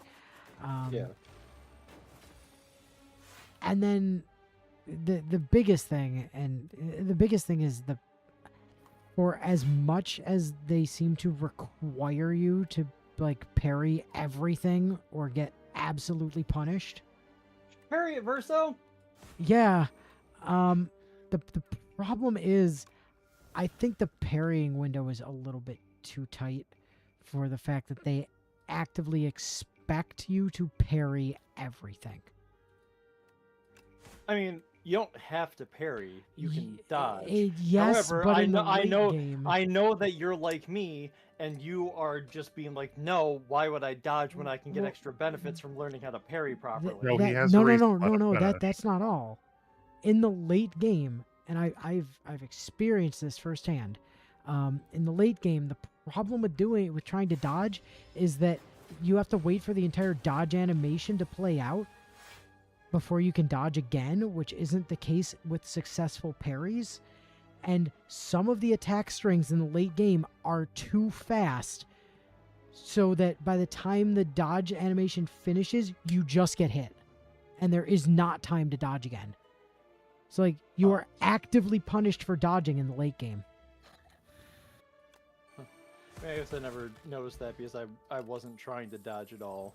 But Yeah, I mean there were a few bosses like in the late game where I was just getting very, very frustrated with the parry timing just because of how fast and how frequent the attacks were.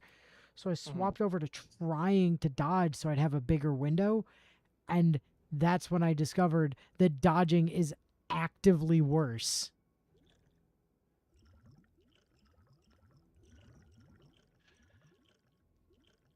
I feel like it still has to work in the late game because they did a very good job balancing it. Even if you don't want to learn the exact timing for parry, I know you don't have to parry or dodge at all. There are builds that work for that. You can just face tank everything and get through the game. You would need a lot of pictos to nullify status ailments to be able to do that effectively. It's honestly not that hard. I've seen like people put it into effect, and you can easily, well, not easily, but relatively easily get through without having to do the dodge or parry if you have like the setup for it. Yeah, I mean I could And it doesn't require a lot of like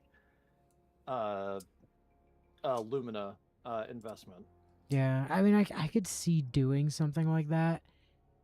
I just like personally I think I feel like the parry timing is just a little bit too tight. Like if it was just a little bit more generous, I think it'd be pretty much perfect. But like for as much as it feels like they expect you to use it,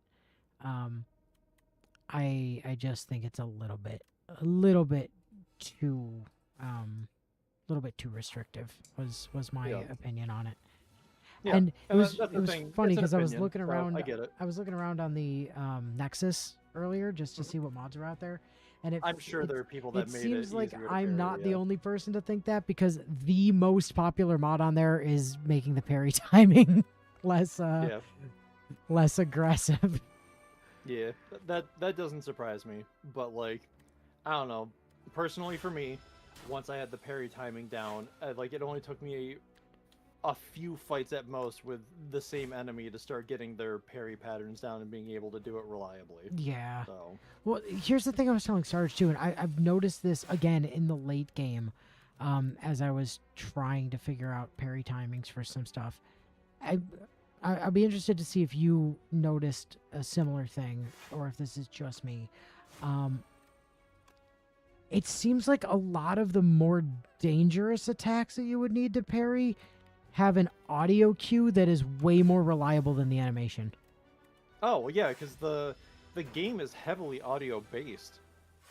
Like they did that intentionally. I mean, I figured as much, but it took me like a really long time to notice that. Okay. And once I noticed it, I was like, "Oh, that's way easier to. It's way easier to go off of the audio cue than it is to go off of the animation." Mm-hmm. And then I got punished for that a bunch of times because, like, I didn't. There was an attack that didn't have an audio cue, Hmm. and I just got punched in the face by it. Okay. I mean, at this stage of the game, I don't have to dodge or parry anything anymore. Nothing gets a turn. Yeah. Everything is deceased before it can do anything to me. Okay, so it sounds like you already know them, but like just in case you don't, because there's a YouTuber that and Twitch streamer that I watch a bunch of, mostly for their Final Fantasy content, but they were going through Expedition 33 recently, and they didn't seem to know like just how powerful stacking every single damage buff in your Lumina or your Pictos was. Yeah, I was telling Sarge earlier, I've had single hits of 147 million damage. I've gotten into the billions, and that was before like the Well, free that- DLC came out. Well, yes, but that was before they nerfed some stuff. Mhm. There was a whole No, bunch of there- nerfs. Like, those Yeah, numbers aren't but there's- possible anymore. Yes, they are, because with the new stuff that came out, they added more broken shit. Before I was doing those numbers with my L, the new strongest character is oh my god, why am I Luna? Lune, yeah.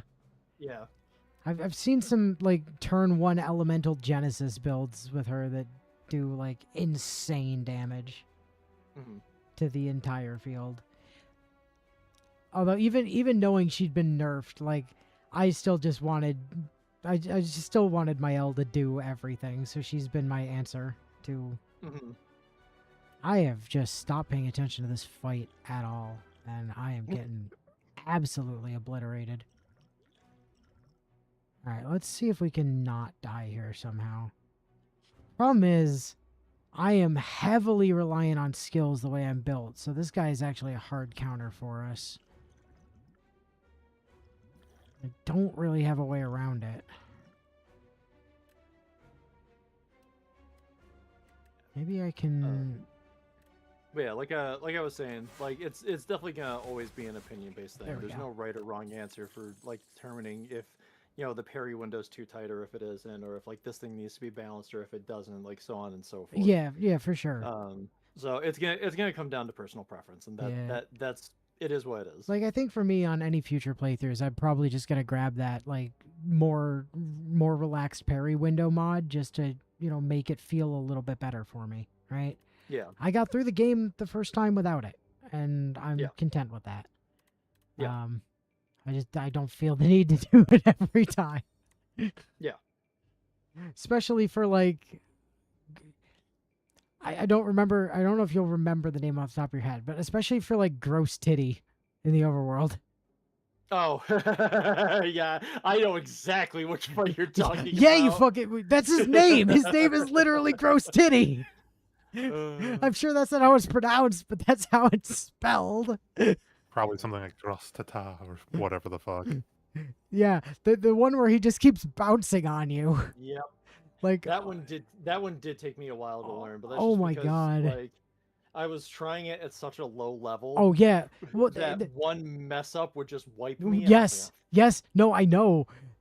And it was funny because I did the same thing, and I was so convinced that, like, it was just gonna take me forever to beat him, and then he just died.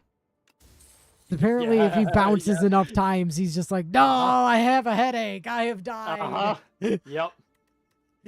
Funny as shit. Yeah, I was so confused. I was like, "Wait, what the fuck just happened?" I had to look it up. I was like, "Why did he spontaneously die? Is that a glitch?"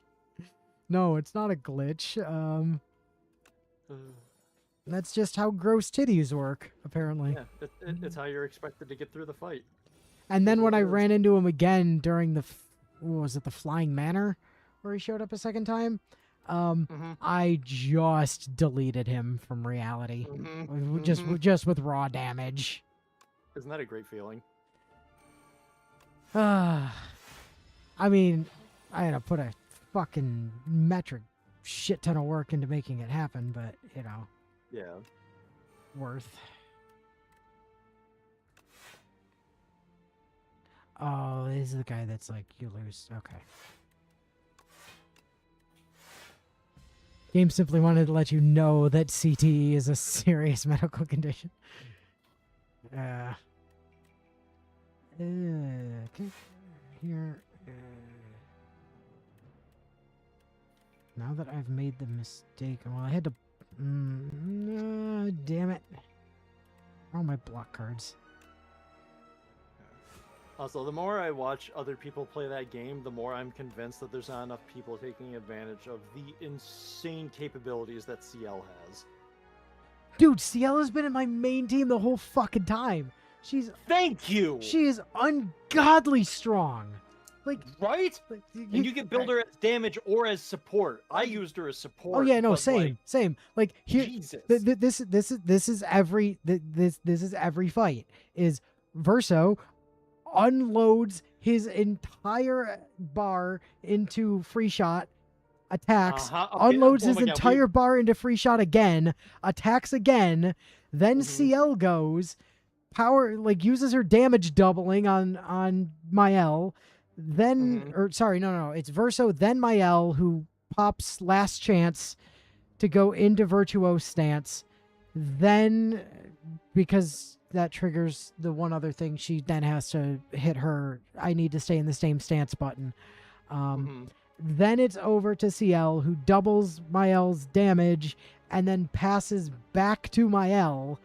And at this point, Mael just level 3 fucking gradient wipes the boss. Wee.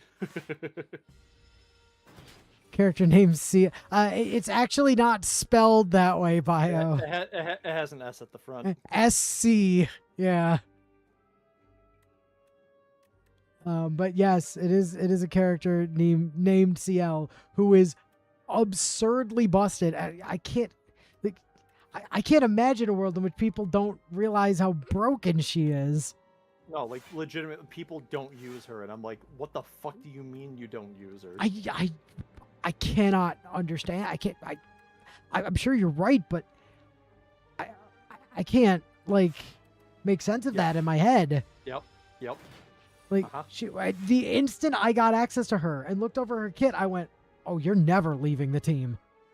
No, you're here forever because anyone I want to do big dick damage numbers just gets powered to the fucking nines by you."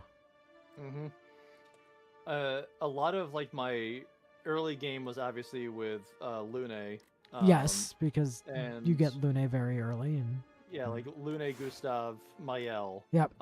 Because I knew I was gonna use CL, I just didn't have like the stuff for her yet to be what I wanted her to do. Right. And then eventually main party became Verso, Mael, and CL. Yep. But when I was leveling, I think I had Verso swapped out for Minoko. Because I was doing, before they nerfed it with the free DLC release, I was using a Suicide Bomber build with him. Oh, yeah. Not even for damage. It set up break on every single enemy. Like, it was guaranteed to fill the break bar, and it gave a huge amount of buffs and AP to the other two party members. And then, he auto-res, so it didn't matter. Right. So it was just real gross stuff. No, I haven't done too much with Minoko, honestly. Because, I play through two, my guy. Okay. Like it's just by the time I got him, my party for this playthrough was pretty much decided, and I didn't want to like deviate from it to. So you never really had him in. Oh no, man. I haven't gotten any of the feat because he's not been in the team. Yeah, that's the other thing. Got him, I was that's part of the reason why he became part of my leveling team, is because I wanted him to be involved in every fight possible to make sure I didn't miss out on any of those. Yeah, no, I get that, but I was not like willing to commit to it at that point. He's got some real stuff in his I know he's crazy. Like even just looking over like what I could see on the surface, it's clear how fucking insane that is he is. Exactly what I did, Bio. That is exactly what I did.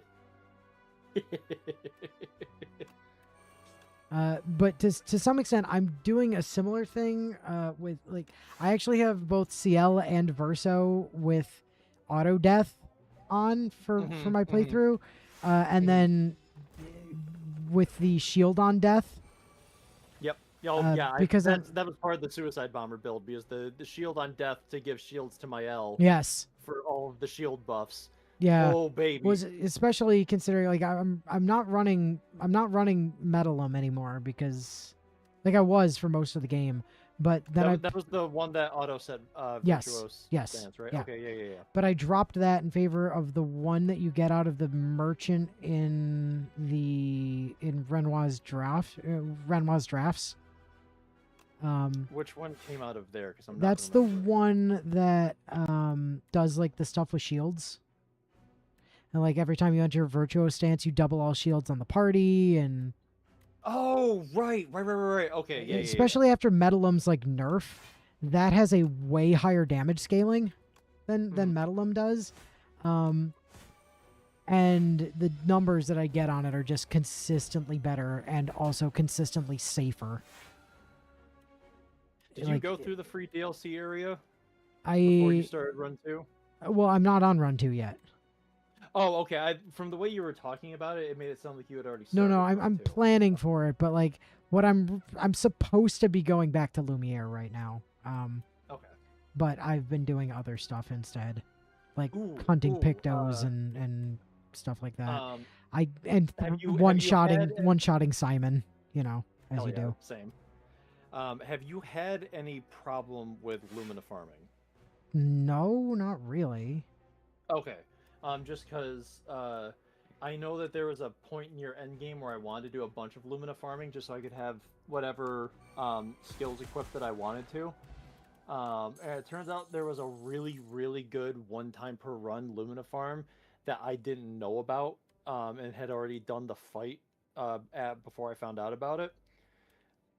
Is it safe to assume that you've gone back to Old Lumiere and did the... Oh my god, what were the fights called where you went up against like the chromatic version of enemies? Yes.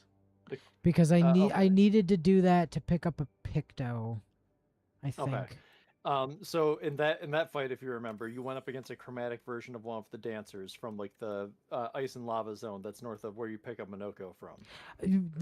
The dancers that I hadn't actually encountered yet at that point, because when I went into that zone the first time, I was just getting wiped by everything, so I left. See, that's surprising because I thought you would have done the same thing that I did. I was intentionally warned not to go up there, and so was I. I'm doing it. And so I went up there, and I was getting my ass kicked until I learned the parry timing, and I was like, I'm fucking staying up here, and I'm doing this goddamn area. So I fucking did it way early, and then I was over-leveled for the rest of the run. Yeah, at that point, it was about 2 in the morning, and I just didn't want to do that right then. And then I forgot about it for a while. I'm actually, like, I am saved in that area right now because I remembered as I was cleaning up the map. I'm like, oh, right, I didn't actually complete that place. So, I mean, now it's just horrifically underleveled for me, but, yeah. But, so for the chromatic dancer, in that fight, if you don't focus the main chromatic dancer boss and you only kill the ads that it summons, it'll keep resummoning them without end. And every single one you kill gives you more Lumina at the end of the fight. Well, so if you needed more Lumina to be able to equip more skills, that is the best. Like an hour of grinding there gets you like 1,400 Lumina or something. Yeah, I mean, there's a not like super terrible method that you can do in. Is it the endgame one where you use Verso's lightning weapon? No. It's at the back end of the monolith. There's the Claire Obscure there, that respawns. Yes, it's the one that's in that version of Lumiere, right? Yeah. Yeah. That's the farm I'm talking about. So if you have Verso's weapon equipped, that I forget how the lightning procs. Is it on crit? Yes, I think so. So if you have that weapon equipped on him, and you kill the center enemy last in that fight, and you do it with Verso's lightning crit proc, you actually get double the Lumina off of that fight. Huh. And so I had it set up where I would suicide bomb the other two immediately with Minoko, and they would just die from that. And then I had it figured out how many times I had to do whatever attacks on Verso it was to be able to make sure that I guaranteed got the lightning to kill it. And so I had it down to like a 60-second or less run to go from the save point to the thing, fight, and then run back to the flag to reset it.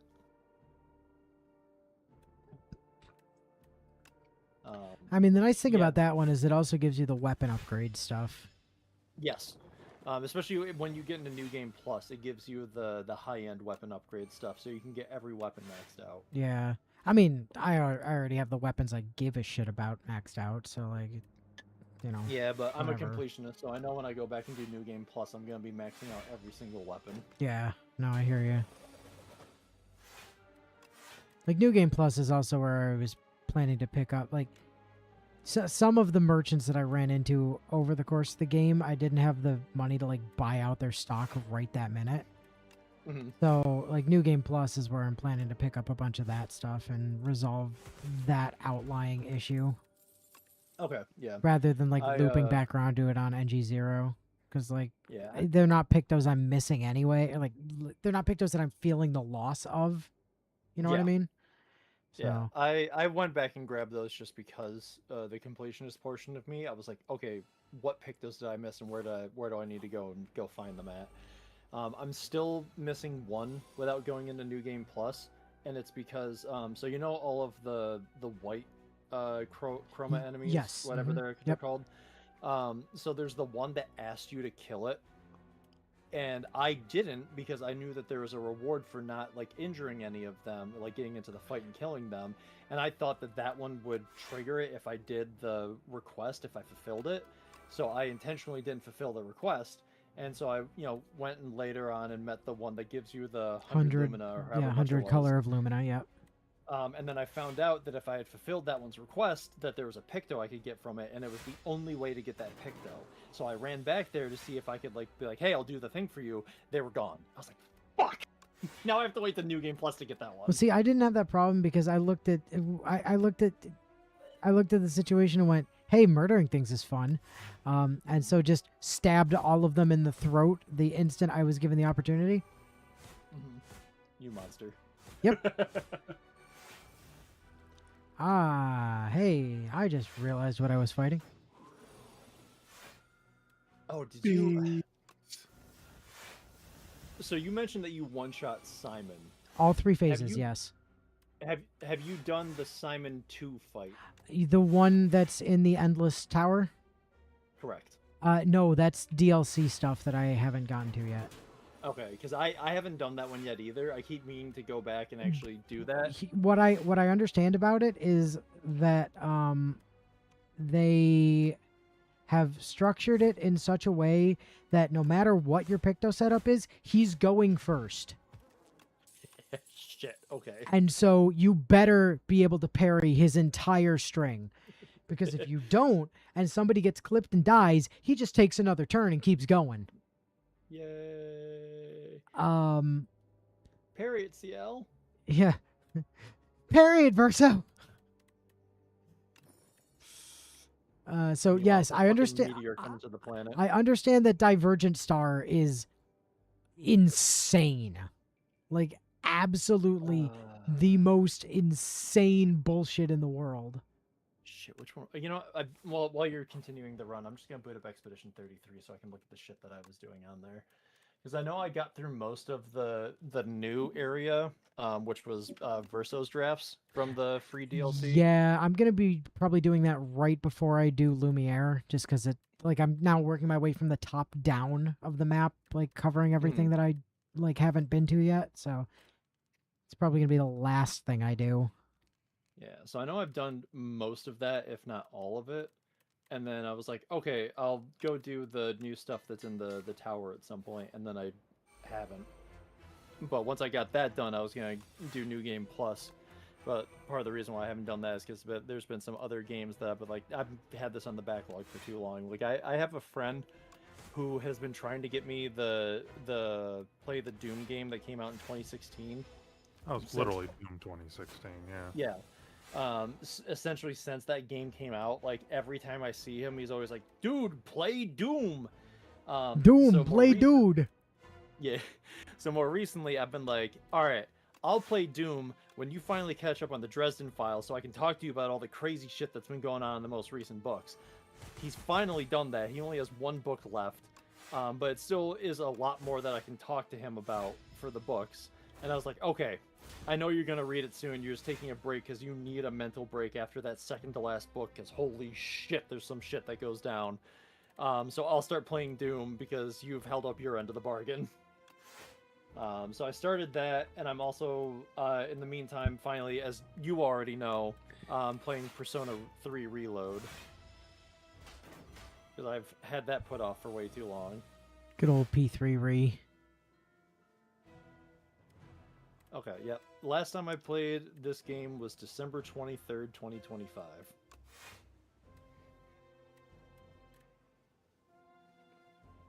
Ooh, that's a big hit of damage coming in. Hey, Natsu, do you know if tossing the fire potion resets your facing? I don't believe it does, no. I was afraid of that.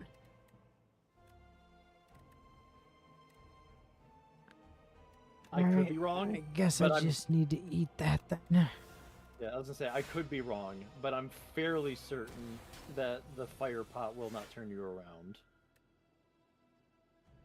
That was my assumption, so the fact that it was also your assumption is good enough for me to assume that my assumption was correct. Oh, I'm not gonna name it in case you don't know what it is yet, but I can't wait for you to get to the boss that's in Verso's drafts. Okay. Yeah, no, I haven't even touched it yet, but Yeah. I was gonna say, like, you might have, like, read about it online somewhere, so I wasn't gonna name it, but yeah, there's... Oh, the boss in Verso's drafts is fucking great. I mean, presumably they're just gonna get one tapped like everything else. I don't... Can they? It's been so long since I've done the fight, I'm trying to remember if I was able to one-tap it, or if there's, like, a mechanic in place that makes that impossible. I can't remember for sure.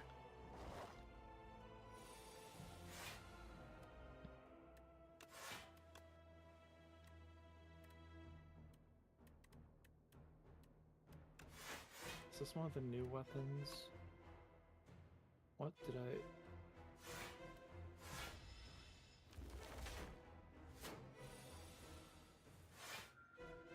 Yeah, okay, I'm fairly certain this is one of the new weapons from the DLC area, and I think this is the one that makes Lune crazy strong, but I'll have to look through the rest of them just in case. But I have equipped on her a weapon called Eskium. Its level 4 bonus is using a skill that doesn't consume stains, increases damage by 20%, resets on using a skill that does consume stains. Level 10 is base attack, changes all current stains into dark stains. And then level 20 Fuck is a dark stain? It is a corrupt version of a light stain, but it still fulfills like the same basic purpose for like essentially everything that cares about light stains. Well, maybe not everything. I'd have to relook. But you know how light stains can be used in place of any of the other elemental stains? So, dark stain can as well, but easiest way to get elemental genesis off.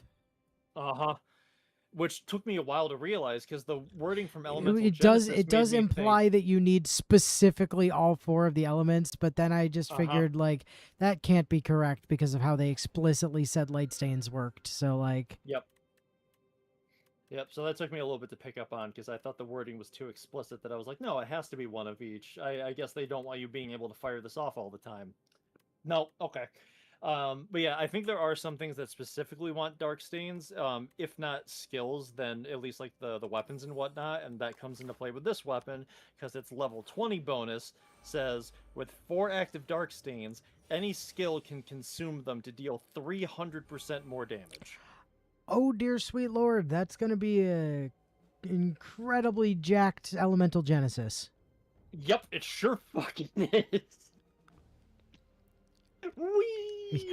That's just Elemental Genesis goes unbelievably hard, which is good because I was kind of looking forward to using Lune on my second playthrough. Like second playthrough team is probably going to be Lune, Monoko, and CL again because like I didn't really I used Lune early on, obviously, because like what else are you gonna do? But then after I got CL, she kind of got kicked out of the team. Yeah. And the only time she got used after that was that one time where they forced you to use your backup. Well, not even your backup, where they put Monoko, CL, and Lune off on their own. So the other thing that makes her damage go off the fucking charts with this is a new Picto in this area called Faint. The Picto itself gives you 66% critical rate if you want to stack your crit that way. But what the Picto does, or the skill, depending on whether you have it equipped as a Picto or not, start each turn with 4 Barbapapa stacks, which is a huge damage debuff. And you get rid of them by doing attacks. Yeah, I saw something in like some of the stuff that I was reading that was it just at the bottom was like how to get rid of Barbapapa, and I was like, what the fuck are you talking about? Yeah. So you just do a bunch of free shots with her to get rid of the 4. But so importantly, so you start with 4, and then every 5th hit with a skill deals 600% more damage. No, that's right. No, you want the multi-hitting skills for her damage build. Like Elemental Genesis, yes. Yeah. So you want something that hits at least 5 times, if not possibly 10. I think Elemental Genesis is 8, right? I think so. Fairly certain. But so the first 4 uses will get rid of the 4 Barbapapa stacks, and then the 5th hit will deal 600% more damage on top of you being cleared of the Barbapapa stacks, and then also, hopefully having you set yourself up where you had 4 Dark Stains going into that, so then the skill will consume them to deal 300% more damage. Hey guys, how many times can we say Barbapapa before it stops becoming a real word? Barbapapa. It was never a real word. It's the real answer, but... Barbapapa. Then there's also a new one called Double Third, which says every 3rd hit of a skill deals double damage. Yeah, okay. Yeah, there's some real crazy shit in the DLC area. Well, I mean, yeah, that's the thing. Like, until I get to that stuff, like I said, I was already planning on like Lune being my damage like option for the second playthrough. And that just, I mean, that just solidifies it, right? Is like, oh yeah, she'll just be crazy. And she'll have the opportunity to become crazy a lot earlier than my L did, I'll tell you that. Because Elemental Genesis, you could have gotten a lot earlier if you spent your skill points right. Whereas I had to, I had to wait until Act 3 before my L really came online, because she doesn't get access to Phantom Strike or to Stendhal until Act 3. Oh, right. It's not my party, so I haven't bothered to change it, but that was... so I'm looking at Monoko right now. Because like part of the Suicide Bomber build with him was Breaking Death. It is fully charge enemies break bar on death. Right. But it doesn't work with the auto death ability anymore, because it wasn't intended to. Well, so. To be fair, that kind of makes sense. Yeah, like a bunch of those. Like, that was a bit too strong, you know, like. Yeah, but like, that... The other part of me, though, is like, well, auto death doesn't do anything unless the on death effects work. So, like, but I get them specifically taking that one away, because that one is like... Well, it does work with all the other on death stuff. Like, shielding death and all that shit all works fine. Yeah, that's what I'm saying. Empowering I understand death. Taking away the breaking death one.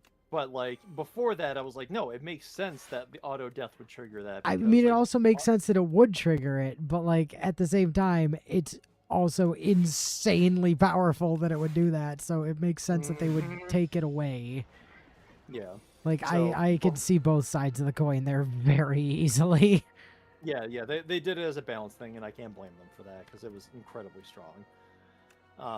But so before that, I had Breaking Death to autofill the bar, but then Monoko was also built up as my break builder, Because like before I did like this build on Minoko, I had a bunch of people tell me and the internet that's just like, oh, late game it's impossible to build up break. Like you'll be lucky that's if you do it, like, once blatantly per not combat. true. I mean, And like I was like, Stendhal puts in a doubt it. huge amount of break, as does Phantom Strike. Like those both deal huge amounts of break damage. yeah. So I made Minoko into my break character because he has a number of like skills from collecting the feet of your enemies and whatnot that do like extra break build and whatnot, or yeah, break build. So I put every single instance of increased break damage or break gauge build or however it's worded in the skills. I put every single instance of that onto him, and I was like, you're just gonna do everything that you can to build break. A, to make the mime fights easier whenever I come across them, but B, because a broken enemy means that Mael does even more fucking damage than she's doing right now, and I want to see big number go Okay, burr. I like big number funny. Yeah. That's So it was all of those skills first, and then all of the auto death skills to buff the other party members and all of that stuff as well. So I was just like, yep, okay, yeah, let's do the thing. Let's have fun. I also like waited until basically the end of the game to start spending any of my color of Lumina. Oh, really? Okay. Oh yeah, dude, I was just hoarding them. So by the time I got around to spending them, I had like 300 of them to hand out. Okay. I was keeping them evenly distributed across every party member because I just wanted to be able to rotate people in whenever I wanted to. Yeah. By the time I decided to use them, I kind of locked in who my team was. So Yeah. at the moment, Lune and Monoko. Monoko. For some reason, my brain keeps wanting to call him Minato, and I know that's not right. Mhm. But like Lune and Monoko have been neglected, and just have their level up stuff, and everybody else has like 300 or 400. Mhm. They're just equipping fucking everything, and Luna and Minoko are just like, "Excuse me, sir. Can I have some more? Could I have some bread, please? I'm very hungry." Shut up! It's not your time. I wanted to avoid the trap of having like 3 locked in because I was like, no, from what I've seen of this game, so getting into it as far as I have already, I feel like they're gonna write every character great. Oh, I And mean, I they wanna see absolutely. all of The them, character and I writing wanna is play with all of them. fantastic. So I made sure I didn't trap myself by putting all of my Lumina into 1 or 2 or 3 characters. That way I could rotate in characters whenever I wanted to, and I had a blast doing that. Was I technically a little bit weaker because I could have, just invested in a main party and just done that? Sure. But, like, I feel like I got to do a lot more and enjoy the game more for myself. For my opinion, for myself. I got to enjoy it more by being able to, continuously rotate people in and out.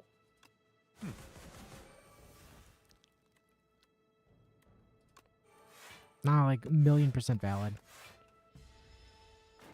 You also missed out on some weird stuff that got patched out when they did the DLC patch, because there was unintentionally some skills that when you had them equipped, for whatever reason, increased your damage by 5%.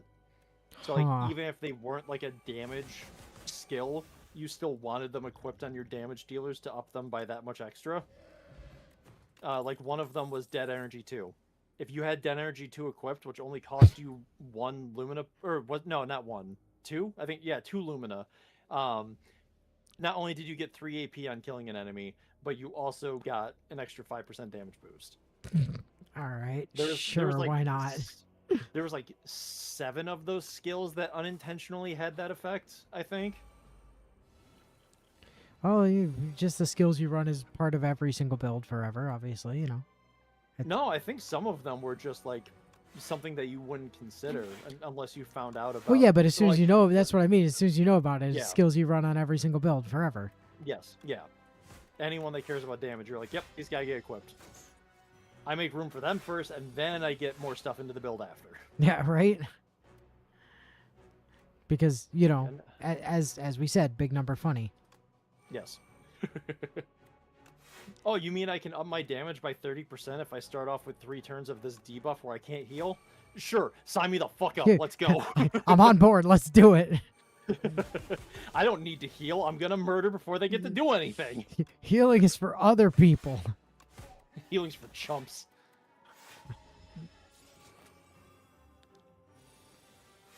Nah, But yeah, healing is for chumps. True story. all of my party has minimum 350 lumina each. I put a little bit extra into Verso near the end to equip everything that I wanted to on him, so he's at 367. And then Mael is at 412 because I needed a bunch of lumina because she was my main damage dealer until the DLC came out. I was like, I just want everything equipped on you that I possibly can. I still don't have like everything, but like I have pretty much everything I would want. I mean, yeah, valid. It weirdly ended up like for a while it was actually I think CL who had the most for me because like just the way that Luminas were distributed, Mhm. she happened to need the most expensive. Like I needed to have cheater on her, Mhm. and so that's like 40 right there. Mhm. And I didn't need it on Verso at that point because I was using Dualizo at that point to get his second turn. I've since dropped that because I just had enough points for for giving Oh, him you cheater know? instead. So I switched over to the one that allows other people to get his perfection bonus instead of him. Yeah. But You don't actually need cheater on your non-damage people. What's the one I'm trying to think of? Where is? well, you No, definitely it's need it no, on CL because what I wanted. no. Hold on, let me find it. Hold on. There's. Where the fuck are you? No, no. Where? I thought you were near the top. Maybe you're not near the top anymore because of all the new Pictos I have from the DLC. Where the fuck are you? And first of all, where's cheater? Can I sort these by cost to equip? No. Uh, son of a bitch. You would think it would be one of the highest level ones that I have. I'm gonna find it. Give me a minute. Alright, there's Cheater. Cheater was level 24. And I feel like this one was a lower level one than that. So where is it?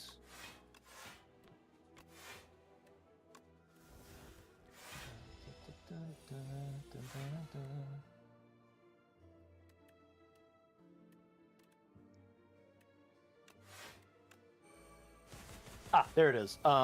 There's a level 16 Lumina or skill that only costs 10 to equip. Faster than strong. Always play twice in a row, but deal 50% less damage. So on a character that you don't care about their damage, that's a way cheaper thing to equip to give them 2 turns in a row. I haven't seen that one. Is that DLC? No, that one was definitely in the base game. Let me look up where you get it. E33, faster than strong. Because like you're right, for people that don't need the damage, which is anyone that's not actually doing the bulk of your damage.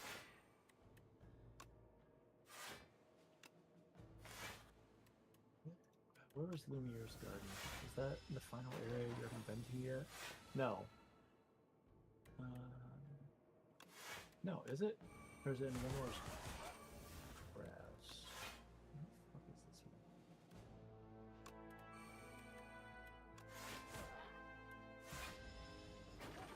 one? No, it is in Lumiere. Okay.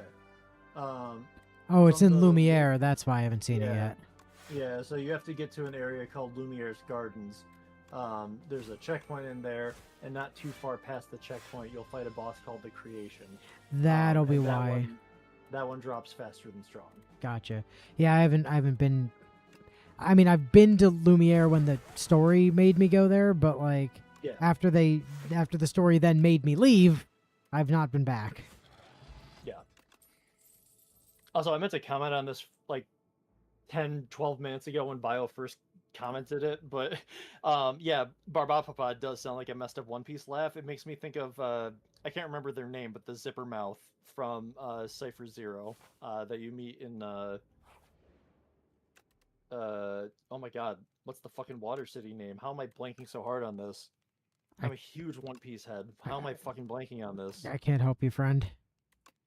Uh, If the answer isn't Luffy, I can't help you. One Piece, Water City, Water 7. There we go. I was like, it has a number in it. What the fuck is it called? Water 7. They fight against Cypher Zero, and there's a guy with a zipper mouth, and that's kind of the laugh that he does. Yeah, zipper. Yeah. Cypher Zero zipper mouth. What the hell is your name? Fukuro? Okay. I never would have remembered that in a million years.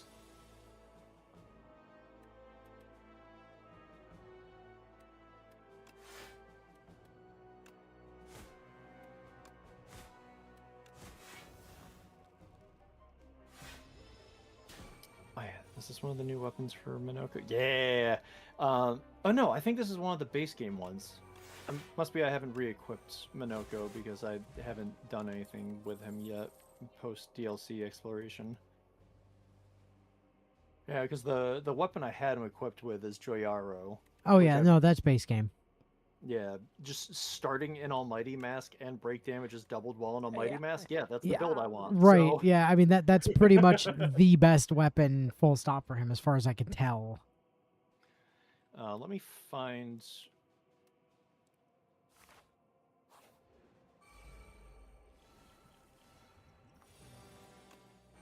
I feel like that's a DLC one because I don't remember that one from before, and it's a joke name, and I feel like a decent amount of the DLC ones have joke names. It's Baguette Taro. Critical hits apply burn. Second buff is Almighty Mask, gives 50% increased damage cumulative and doubles enemies burn. And then level 20 is Almighty Mask skills consume up to 100 burn to deal 2% more damage per burn consumed.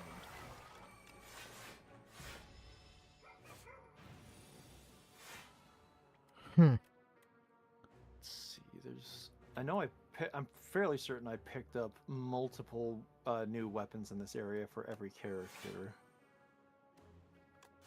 What would have been the other one for you?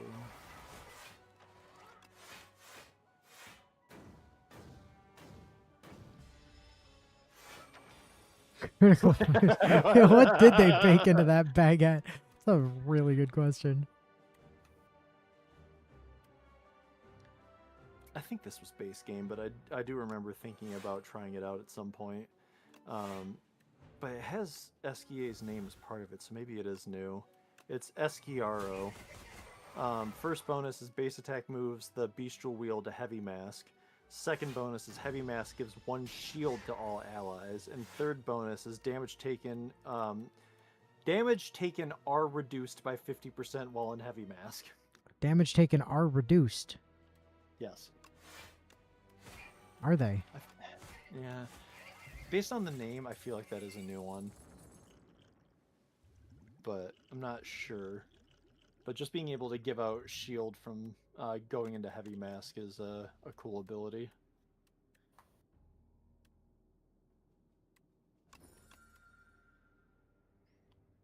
I have absolutely just been playing through this completely brain dead while we've been chatting about fucking Expedition 33 and have been paying like almost no attention to what I've been doing here. I have 1,700 gold and I didn't go to a single fucking shop the whole game. Whoopsie. Whoopsie. Anyway, time for Eon Glass. And time to remember to actually drink all these potions that I've been sitting here hoarding. Hoarding. Keep on hoarding. Do have... Oh, that's one I should think about as well. Ernaro, switch to Almighty Mask on breaking an enemy. Almighty Mask gives 2 AP to all allies, 50% increased break damage. But it's not as good as Joyaro, though, because Joyaro's break damage is doubled while you're in Almighty Mask. I mean, granted, this is 50% at all times, but... Let's draw some cards. Oh, he look a How do I- wither. How do I get to your skills again? No. Skills, there we go. All of the feet. What do I have equipped? So many feet. Okay, so one of his ones that I have. Where the fuck is? Oh, did I eventually unequip that one? Okay, there was one that I had. Oh no, here it is. Okay, Ramasur Bonk deals low single target dark damage, 1 hit, can break, but also an agile mask fills 20% of the target's break bar, and that can be scaled for your break damage scaling. So like that skill alone was doing so much break bar filling for me. Oh, I believe Holy it. Shit. Other skills that I put on him to fill out the rest, I don't think I used a lot of them too often, but they all had their uses. Especially the next one. I'm gonna butcher this because I didn't take French except for 2 years in middle school. The rest of it was Spanish. Boucher-Clier Fortify. Apply shell to 1 to 3 allies for 3 turns, but if you're in heavy mask, it also applies 1 shield. I think it's 1 to 3, but you know, it's that thing where like as long as you do everything perfectly, you're gonna get the full benefit out of it. So, Orpheline Cheers applies powerful to 1 to 3 allies. Caster Mass also gives 3 AP to targets. Chevalier Ice deals high ice damage to all enemies, 3 hits. Applies slow to the targets for 3 turns, and then Balance Mask is increased damage. The one that you're going to enjoy, partially because we already talked about the enemy this comes from, Gross Titty Whack. That's such a good single... name. I'll whack you with my gross titty.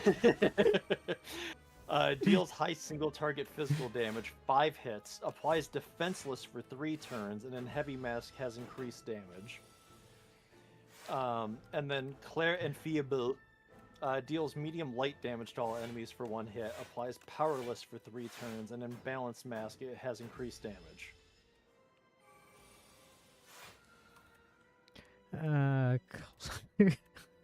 Gross titty whack. What a they knew what they were doing. There's no fucking way. Hello again, Fire. Fire, what the hell? Isn't it like 3 in the morning? Go to bed.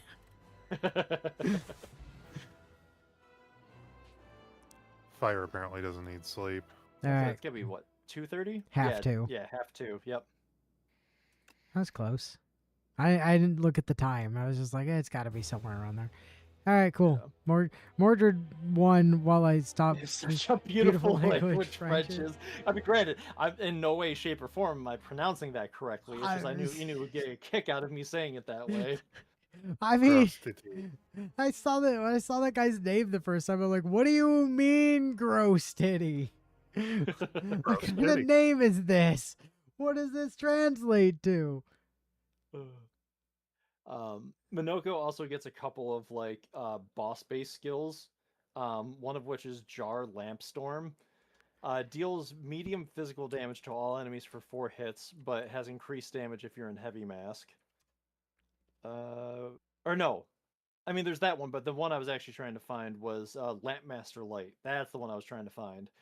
Deals high light damage to all enemies for 1 hit, increased damage at each cast, and then an Almighty Mask has further increased damage. So if you just keep casting it over and over and over again, the damage just keeps scaling.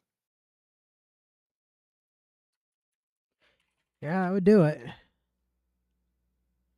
I think this was another one of them. I think.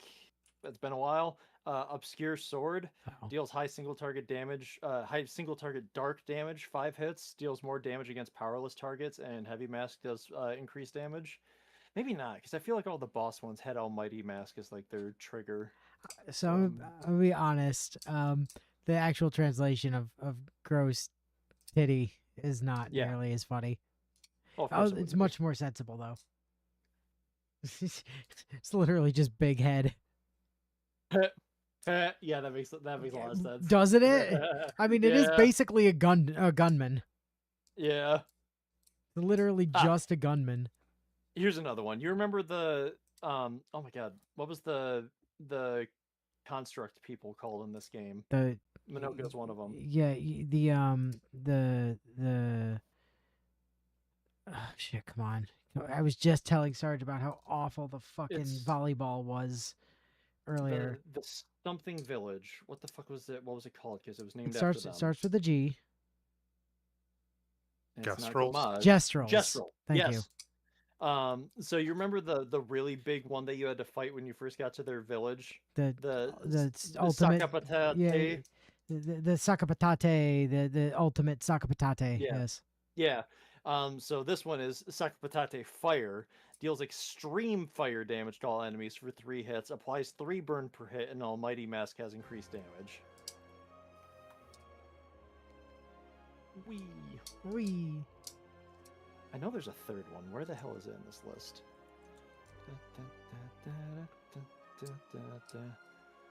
Show me Almighty Mask, please. Oh, yes. Here, yeah. You remember fucking big dick double sword wielding guy at the bridge?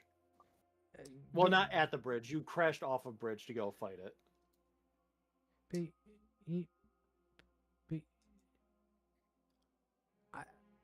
I say big dick because like that fight was the first time where you might have gone, oh shit, in a boss battle. So you remember the giant like war, like the essentially like the World War I trench warfare zone you had to get through? Right. Yeah. So not long after that, there was like a bridge you had to cross, but like the bridge like collapses and you fall down into a ravine and you have to fight a dual wielding swordsman. Was that was that where we fought him? I mean I remember fighting the duelist, right? Yeah. I can't remember if was he in the I'm fairly certain. I mean he was on the Forgotten Battlefield. You're right. But their ability for Minoko is yeah, okay, yeah. I forgot he was after we fell off the bridge. Yes. Yes. Dually Storm deals extreme single target physical damage, 4 hits, can break. Once again, Almighty Mask increased damage. I mean, you would have to do one of the. You'd have to do either the fight in the tower or the fight in the Flying Manor. Yeah, to get that because he's not there on the Forgotten Battlefield. Correct.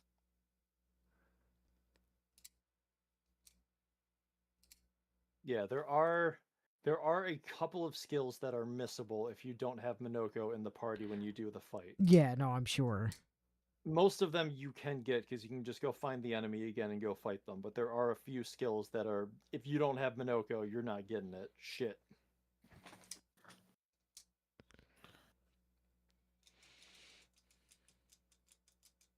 Also, I love that early on the game is like, hey, weak points are a thing that exists and that you should exploit. And then like about halfway through the game, they just stop showing up.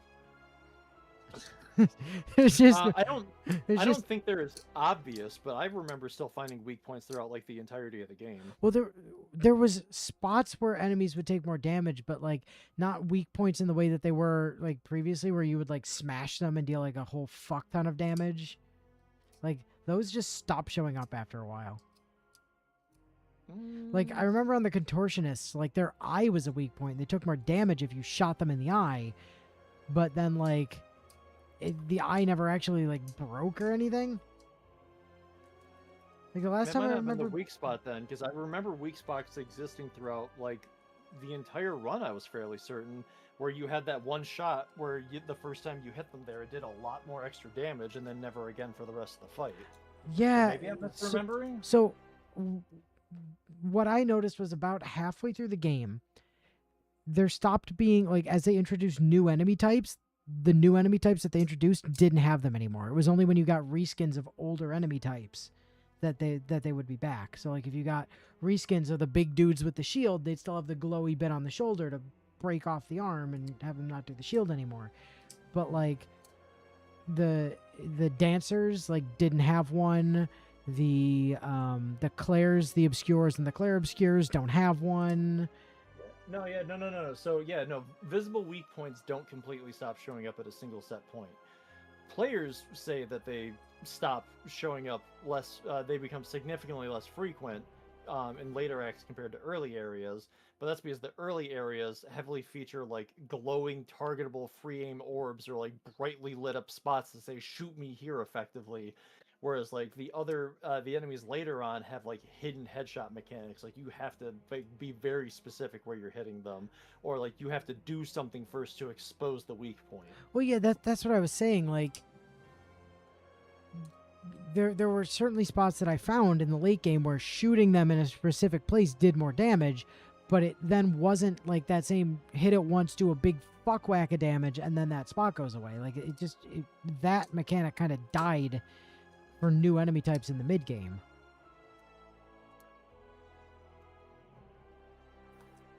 Like even in the late areas, I'm running into enemies that have them, but they were enemies that the model and the baseline like thing that they're a reskin of was like a early to early mid game enemy when they were still having those mechanics. But like later on, they're just not there. Like there are weak points, but not in the same way.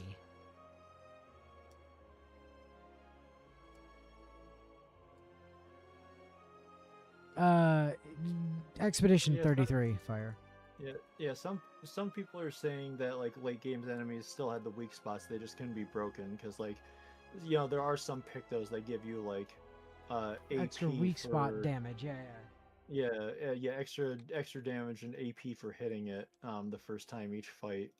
So yeah, it could just be like the weak spot still existed. They just didn't have the once per fight mechanic anymore. Yeah, and that's what I was that's what I was really meaning when I said that was that mechanic just kind of died like halfway through the game for new enemies. Old enemies still had it, but like yeah, I guess that's why I remember the weak spot still existing is because like they did. It's just not in the same way like you were saying. Right.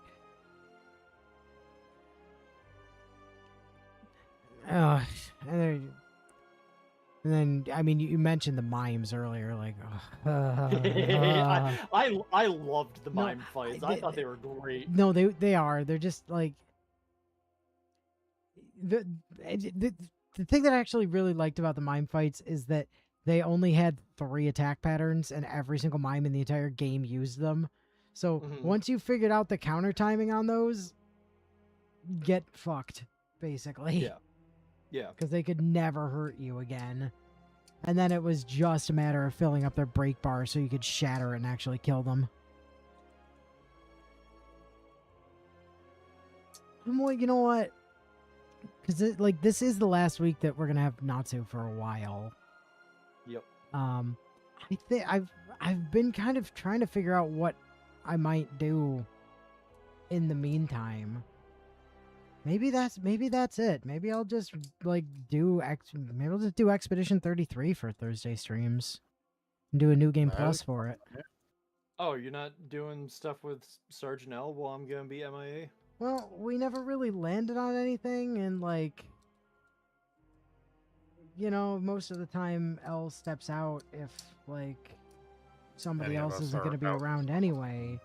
So I don't know. If we don't land on anything else, it's certainly something to consider. There's certainly something I could put out there and all right, let's do the second playthrough and we'll take the new game plus, take the stuff into new game plus and run it there.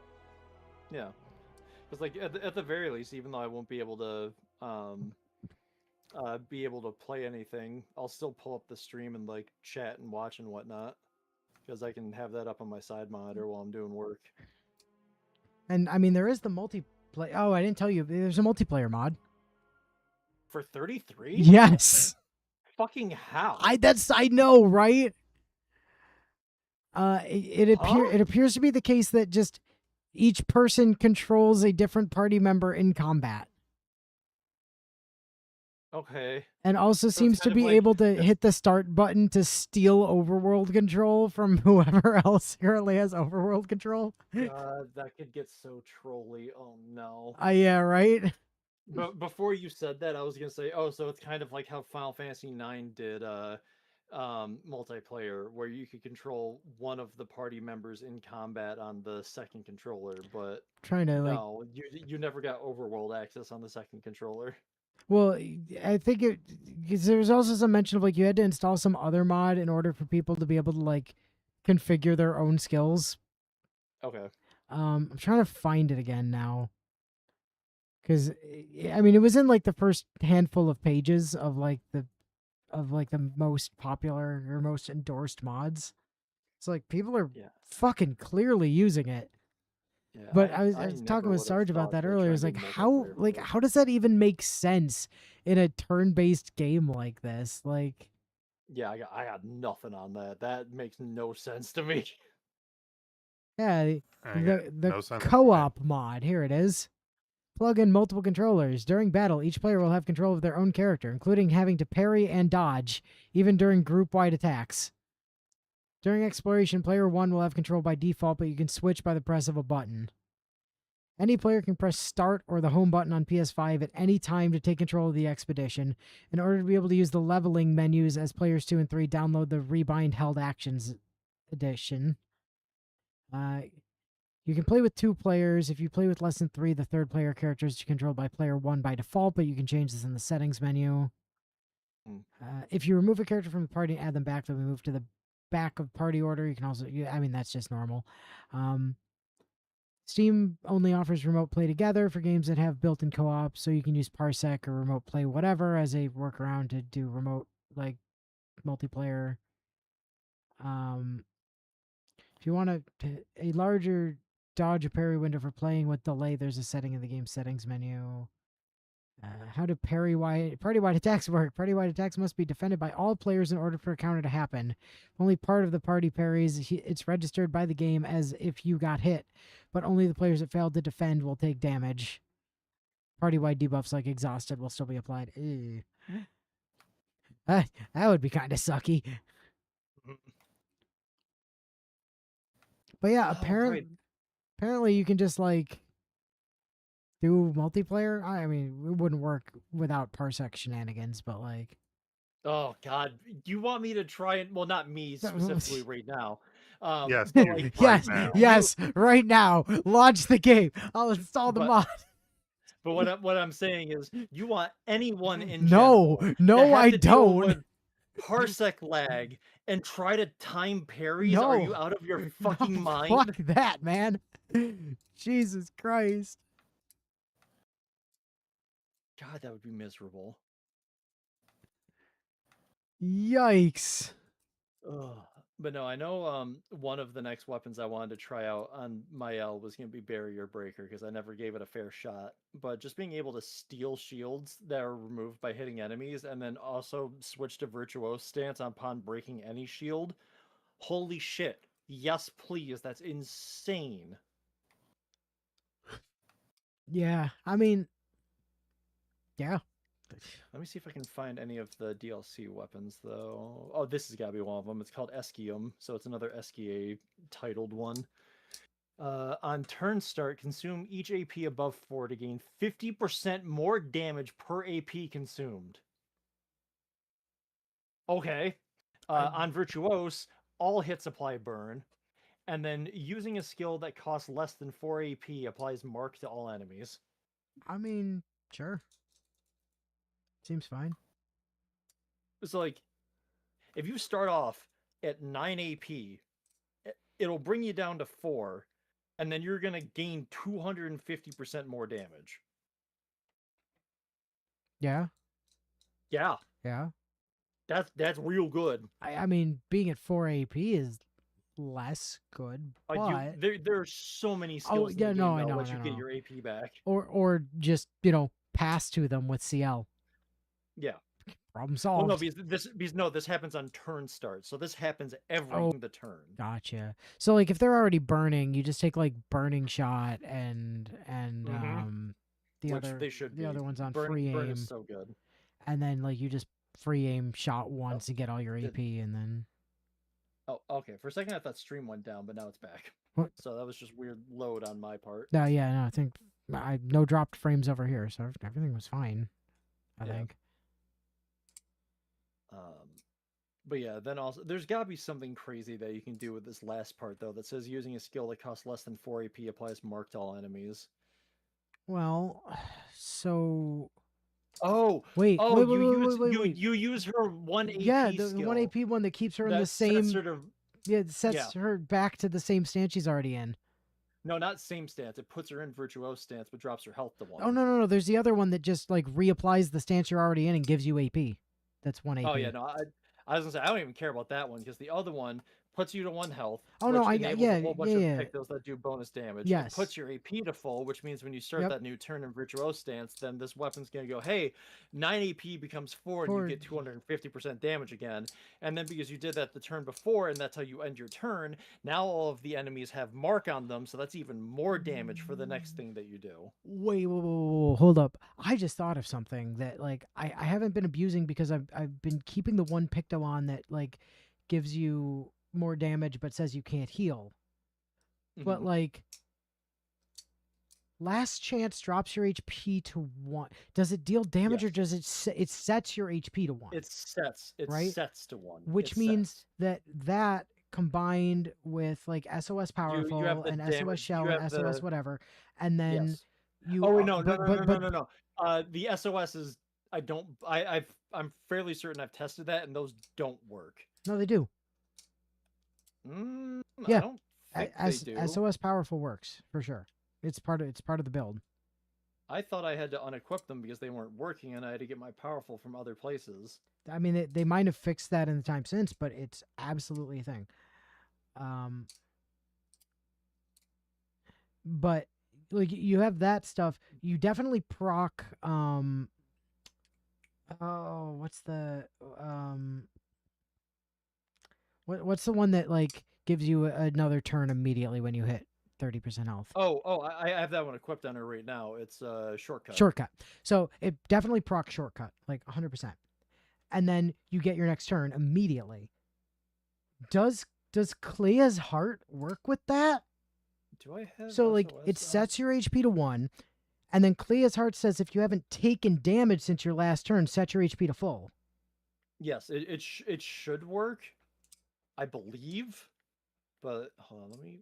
Like you lose out on Oh the no, I do have the damage skill that. I do have the SOS on her. Oh yeah, I of swear course. at one point I swear at one point it didn't work though. Well, it might not have at one point, but it certainly works now. Okay, so they patched it in, yeah, because like for a while I thought that it should have worked that way, and I was like, well, no, I am falling below 50% health. I'm putting it to 1, but I was like, oh, well, maybe it's because I didn't take damage, and my health's just being set there. The game doesn't have it coded where I'm falling below. It's just going, hey, current health equals 1, and it just sets me there, so it doesn't get that trigger for it. But yeah, they must have fixed it at some point because I have the SOSs equipped on her. Yeah. But I mean, if we end up doing Expedition 33 for stream at some point, what I'm definitely gonna do is I'm definitely gonna grab that parry window mod just Mhm. because like when I'm Having sitting a bit of here free time going through it, when yeah. I'm sitting here playing it by myself, fine, whatever. I don't mind having to like pay attention enough to do that, but like trying to do that and stream at the same time, it's gonna be nightmare fuel. Hmm. So I'll just make the parries easier, so that I can be a little bit more lax with it. Um, that might be the only one. There's like one here that apparently removes the 30 FPS cap in cutscenes, which like Oh I yeah, never I know know. I don't have. Skips intro logos. This one you might want to grab too, my guy. The one that I'm talking about for this cutscene. Like skip intro logins and remove 30 FPS cap in cutscenes.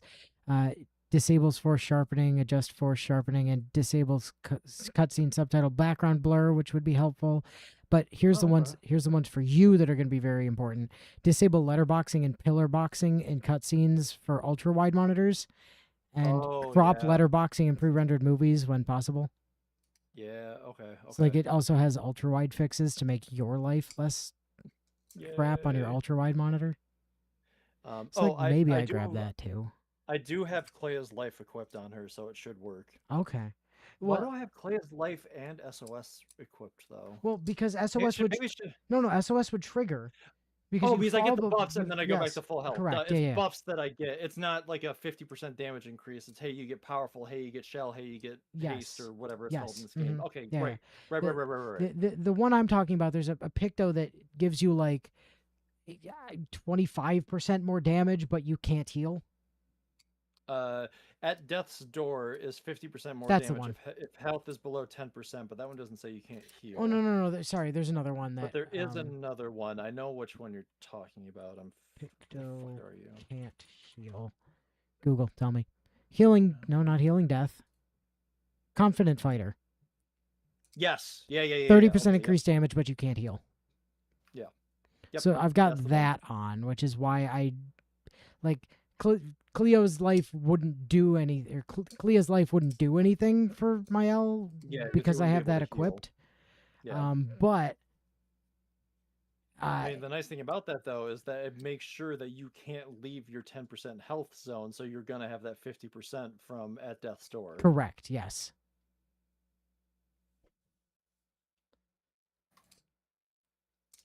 I do almost feel like I should take shortcut off of my L at some point though, because I'm not sure it's really doing anything. Because like all I'm doing is I'm hitting second chance and then immediately having to use the skill that like just keeps her in virtuoso stance by giving her AP so that she skips that turn, because I don't want to give up my first strike bonuses.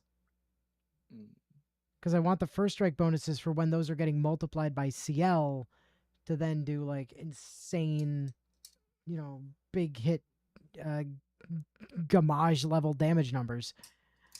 I mean, I stopped using that skill forever ago, though. I've just been using Last Chance.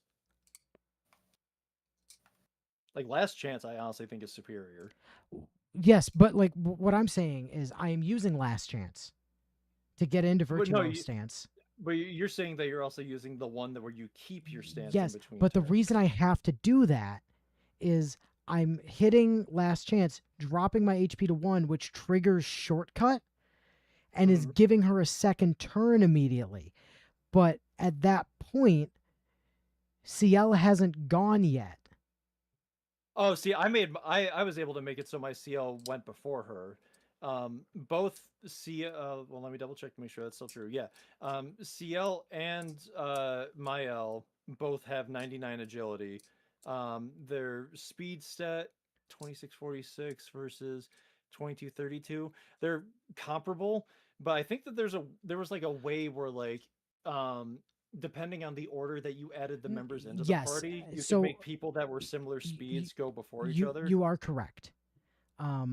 It has to do with the first strike Picto, and first strike doesn't care about your speed; it just cares about what order people were added to the party. Here's the I don't even think I was using first strike though. Here's the problem with doing that. Is if CL goes first and passes the damage buff to my L, and I've tested this, it gives my L that damage buff for 1 turn. Yeah. If you then hit Last Chance, or if you hit Last Chance. Oh, I see. That spends that turn, so you lose the damage buff. That's why my L has to go first. That's why I don't think I need shortcut on her. Like I could probably drop shortcut for something else, because all that shortcut is doing is meaning that I have to then just use this skill to stay in that stance, rather so that it then goes to CL, so CL can give her the buff and then pass back, so that I maintain all my first strike damage bonuses. Okay, I see what. Yeah, because my L is still also set up from back before Medallum got nerfed. Yes. So she still has Medallum equipped. Right. So I was just starting combat in virtuoso stance. Correct. So that didn't matter. I did my damage on turn 1 and then used last shot or whatever the fuck it's called to reset up virtuoso for the next stance. Right. Correct. Yeah. Yes, and that makes absolute sense to do that, except that like the way that it works out for what I'm doing, like I've been thinking about this for a while, and I'm like, it doesn't hurt anything, like having shortcut there. It does mean that if like I get a slightly lower gradient pull on Verso, than Uh-huh. I would normally do. I can make up a little bit of that with the two energy that are being spent on my L, which basically always means that I hit my level 3 before it gets back to her. Mhm. So it's a nice cushion to have that way, I guess. Just like a little bit more time consuming than it would otherwise be. Yeah. They're all so you know how you're also only supposed to be able to ever take like 2 turns in a row though with a character. Yes, I know there's a way They're around it with shortcut. Yeah, so that's what with my L I have been sometimes. I haven't gotten it consistently back when I was doing this before, but I have sometimes gotten 3 turns in a row with her, and shortcut has to be a part of it because I Yes, don't think it so was happening before I got shortcut. I think the way it works is you take her first turn, just normally, and this works with Medellum, but Yeah, no because other I'm doing weapon. damage So turn one, and then second like, turn I'm yeah, triggering shortcut. turn one you like Stendhal or Phantom Dance. You come out of Virtuose. Turn two, you then use second chance or last chance, whatever. Use the Last chance, yeah. Yes, use last chance on turn two, which drops you below your 50% and triggers shortcut, thereby giving you a third turn so that you can then either Stendhal or Phantom Dance again. Okay, so maybe I was consistently doing it then, because that is how all of my turn one, turn twos went with my L. Yes, So that still works. It's just like Stendhal got nerfed into the ground. Like Stendhal is still really strong, but you're not dealing billions of damage with Stendhal anymore. yeah, Both because they nerfed Medallum because it was way too strong, and they also nerfed Stendhal. rude. I mean, necessary. When Stendhal was doing more damage than a fucking level 3 gradient skill, you had a problem with it scaling. Yeah, but she's the main character. She, Spoiler alert for anyone that's never played the game before. there Like, are yes, they are all important, there are arguably but 3 main characters in, and I will fight this to the death. There are okay, arguably 3 so main characters in I Gustav, I Mael, I and say Verso. I say main character because she's literally a fucking god in this game. I mean, she is the central, like, she's the central focus of the Yeah, plot. she is a playable god. She has omnipotent power in this game. She can literally create and destroy life. I mean, yeah, but like, I would point out Mythos was the same way in Symphonia, and he was not the main character. I didn't play That Symphonia, so was that means nothing Lloyd. to me. So I didn't. That means nothing to me. I haven't played those games, Criminal. criminal. so I can't make any kind of Like, argument for or against people that. just being like general world ending or world creating threats does not by default make them the main character. I will agree with you that Mael is a main character for Yeah, sure, like without question. She is one of the 3 characters whose names are given to acts.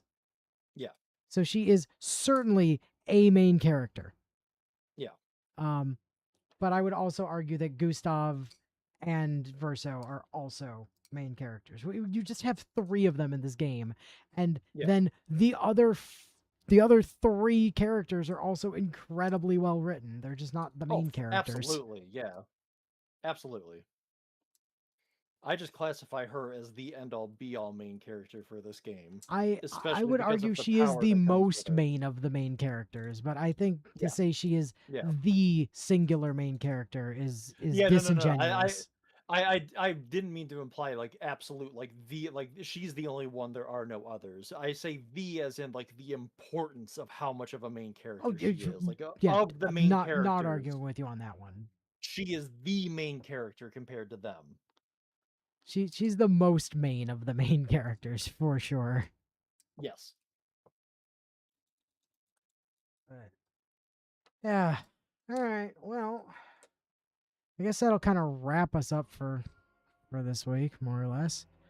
Um, This next, very much was a podcast with gameplay in the background. I mean, yeah, as it Yeah, tends to yeah. be, you know.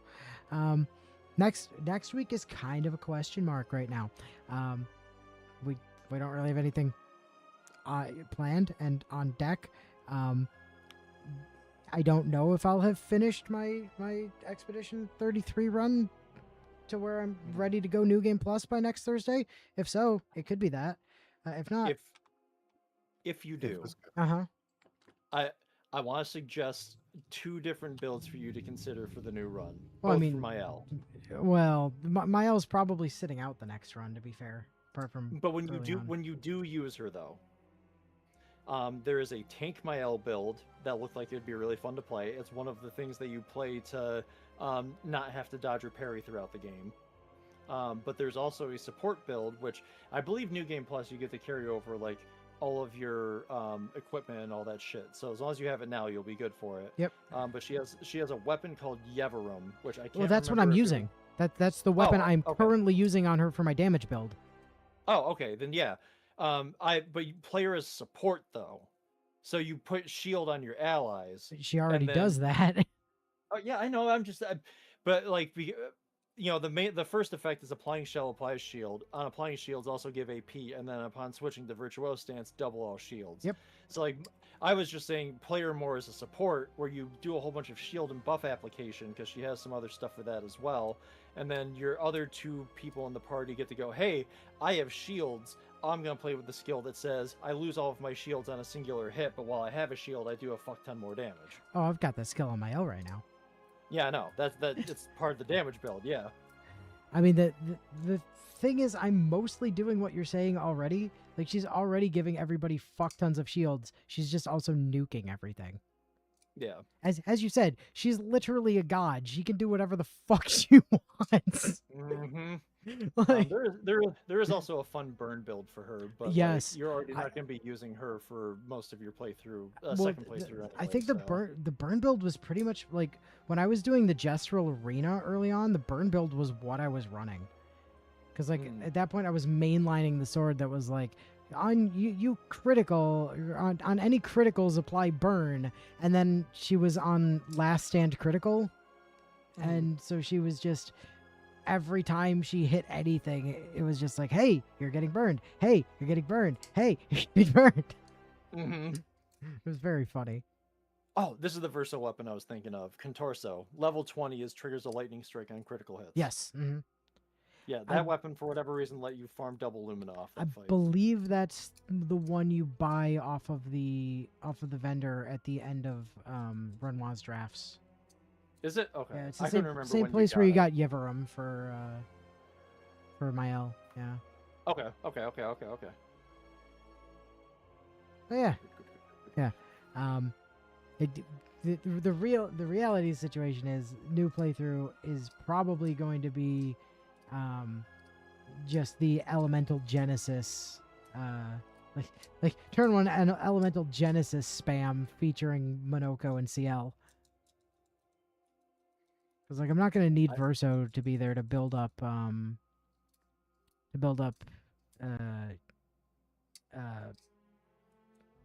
fucking rank. No, not rank. Burn. The thing that I keep forgetting the names of. Gradient stacks. Oh, gradient. Oh, gradient levels. Because like he gets me to like level 2.5 by himself on turn 1. Yep. So I'm not going to need that if I'm just doing the Elemental Genesis build, because you don't fucking need Gradient for that. Mm-hmm. So, if I can get her to... Oh, wow, yeah. So if I can get her that weapon that you were talking about that replaces all stains with dark stains. Oh, Eskium, yeah. And then get her to 100 crit. I can use that skill that does 1 hit of each of the elements and applies their individual stains on a crit to put all 4 in, and then cheater turn 2 to Elemental Genesis immediately. Yeah. Like that's the build as far as damage. It's just we have to make sure she goes last so that CL can. Oh no, we need her to. I would need her to go first to hit the elemental. I was like, having her go first or last is really easy to do. It's either for first you have her, with first strike and not the other two party members, or for last, especially if you want last to continue throughout the rounds, you not only have the other two party members have first strike, but you also try and make sure that her speed Her stats speed the is lowest in the dumped. party. Yeah, dumpstered. Yeah. Well, the thing I'm thinking about there though is like you're you're not going to be able to get the first strike bonuses on Elemental Genesis, which is unfortunate. Yeah, But that's fine. but you don't care about that with the Well, it would only Bubba- affect the first hit of Bubba Elemental Bubba. Genesis anyway. Yeah. Yeah. Yeah, you're more so caring about the Barba bonus Yeah. anyway. So Right. Yeah, got to keep that in mind. that do 'cause be it- the new thing. Well, yeah. The other thing is I'm so used to Mael like Stendhaling and gamaging Yeah, stuff. that, like, you needing to focus on the very first the strike, first which that is damage not the needs to be case like anymore. huge damage number to just one shot things, but that's not the case with Elemental Genesis. You want the multiple hits of Elemental Genesis to be doing as much damage per hit as possible, as opposed to just the one hit doing the Mhm. damage. So that's where like I would want her to go before CL to set up the elemental, like to set up the elemental grid, and then CL to give her the damage buff and pass back for the Elemental Genesis. Not just the elemental grid. Don't forget the first bonus on that weapon is using a skill that doesn't consume stains increases damage by 20%, and then that resets when you use a skill that does consume stains. So your first turn, you want to generate like 4 stains if possible, like Right. as quickly as possible, Yes. and then use a skill to finish out that turn to get 20% damage. Then second half of that turn, so turn 1 part 2 for the second turn, use a base attack to finish it to turn all of your stains into dark stains. Then when you pass back with CL, that's when you Elemental Genesis and go, yes!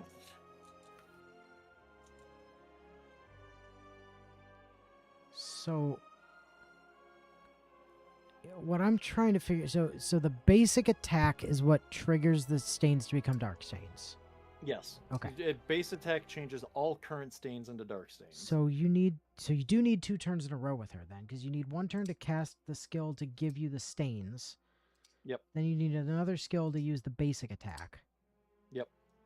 So you get your stains off of, I forget what it's called, but there's the 4-cost elemental skill that hits once with each of the 4 elements and generates a stain for each element if that hit crits. So if you get her to 100% crit rate. It is Elemental Trick. Yes, Elemental Trick. So you use Elemental Trick to generate your 4 stains. Turn 2, you just then Cheater triggers. You poke with her basic attack to set Convert the stains into dark stains. Then it goes to CL. CL hits her damage buff, and then with the Cheater turn, passes back to Lune, who then drops the Elemental Genesis. Yes. And that should be at like 40% damage buff at that point, right? Because you've had 2 turns where you haven't consumed stains. Well, it has to be you use a skill that doesn't consume a stain. Okay, so it's only 20% then. Yes, but it is still 20% more damage while you're still getting your setup. Yeah, for sure.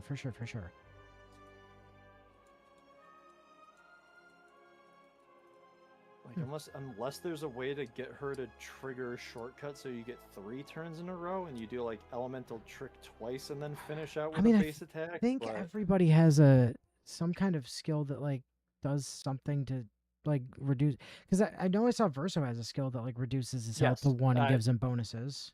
Yeah, I use that all the time on him as well. I'm not seeing anything for Lune though. I don't think she has that. She might not. Let me see if I can find her skills here. Yeah. Set. I mean, she has... No, that's only if interrupted, so you'd have to get hit from that. Yeah, no. And also that would consume stains, which you don't want to do. Yeah. So... I was looking at Hell, because it says deal self-damage if failed, but failed only happens if you... Oh, no, that's if you fail the button press. That's not one of the ones like Verso has, where you have to hold it over between a turn. Yeah. But still, it consumes stains, so you don't want that one anyway. Yeah, she doesn't actually have a like a self damage thing. So yeah, you'd be looking at elemental trick. Elemental trick gives you your 4 stains, basic attack, loop back, and then elemental genesis.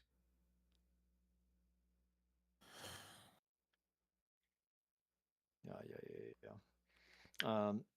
Also have like your third party member also go some point before her second turn if you can, because you can use them like kind of how I was using Verso, where he was able to apply like defenseless and whatnot with Oh I yeah, think it yeah, was yeah. basic attacks that I was doing Well, I for mean that. that would be kind of Minoko's job, really.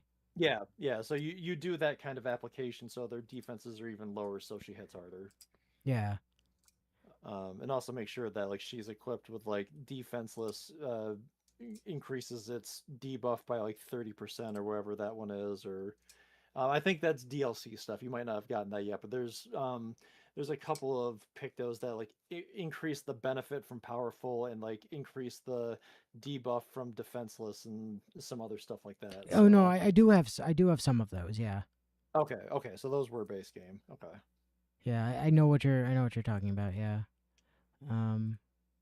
But yeah, like all of my Lumina's late game honestly were just to get people to over 100% crit rate without me having to worry about it. Right. And like if it happened to line up with the skill I wanted on them anyway, I also went for that.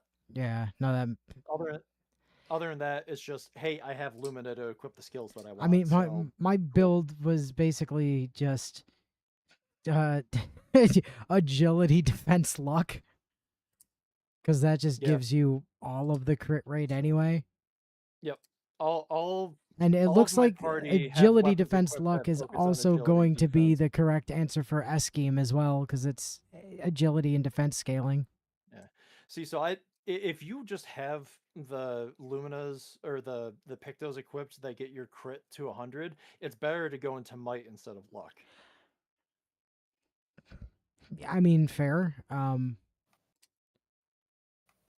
But the luck is also speed and well, yeah, yeah. No, that The tracks. might gets you Yeah, bigger numbers. yeah. So Well, you were saying there's that one picto that gives you like 66% crit rate that I haven't seen yet. So I mean yeah, that's gonna yeah. Like change the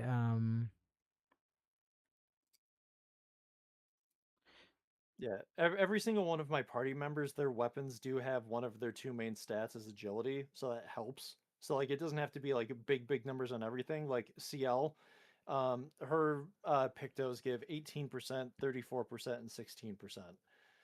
So you know that's 68% from the Pictos, and then like picks up the rest from her agility stat effectively. Now yeah. her other stat is also luck. So like her weapon happened to line up where I went agility luck for her for what I wanted from the effects from her weapon, but everyone else is defense agility might. All their weapon had defense agility as the two main stats, and then I went into might for damage on the final stat. And like all of them, I think the lowest crit I have is 104. Yeah.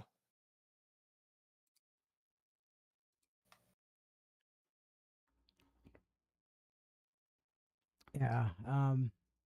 But yes, S scheme is yes, that is versus drafts. Oh, Oh yeah. it's a painted cage weapon. Holy shit! I've never seen a Mm-hmm. weapon come out of a painted cage before. Mm-hmm. Yeah, and its element is dark. Yeah. So not only does it produce or help you get dark stains, but its element's also dark. I mean, dark is one of the few things I've found that like got absorbed by some stuff. So Mm-hmm. For the most part, you're not going to be doing basic attacks with her, especially when you're doing elemental genesis build. wait, So whoa, hold up. what? It makes a note in the. Oh, that might not be good for Elemental Genesis, actually. The wiki makes a note that Dark Stains prevents Lune from casting Elemental Genesis. What? That shouldn't be the case. They act like light stains. E33 dark stains.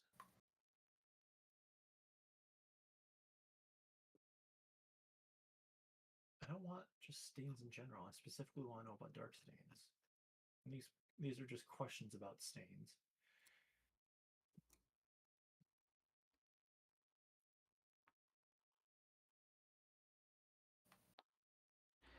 Because I'm seeing a lot of talk on here that climb is actually better for elemental genesis.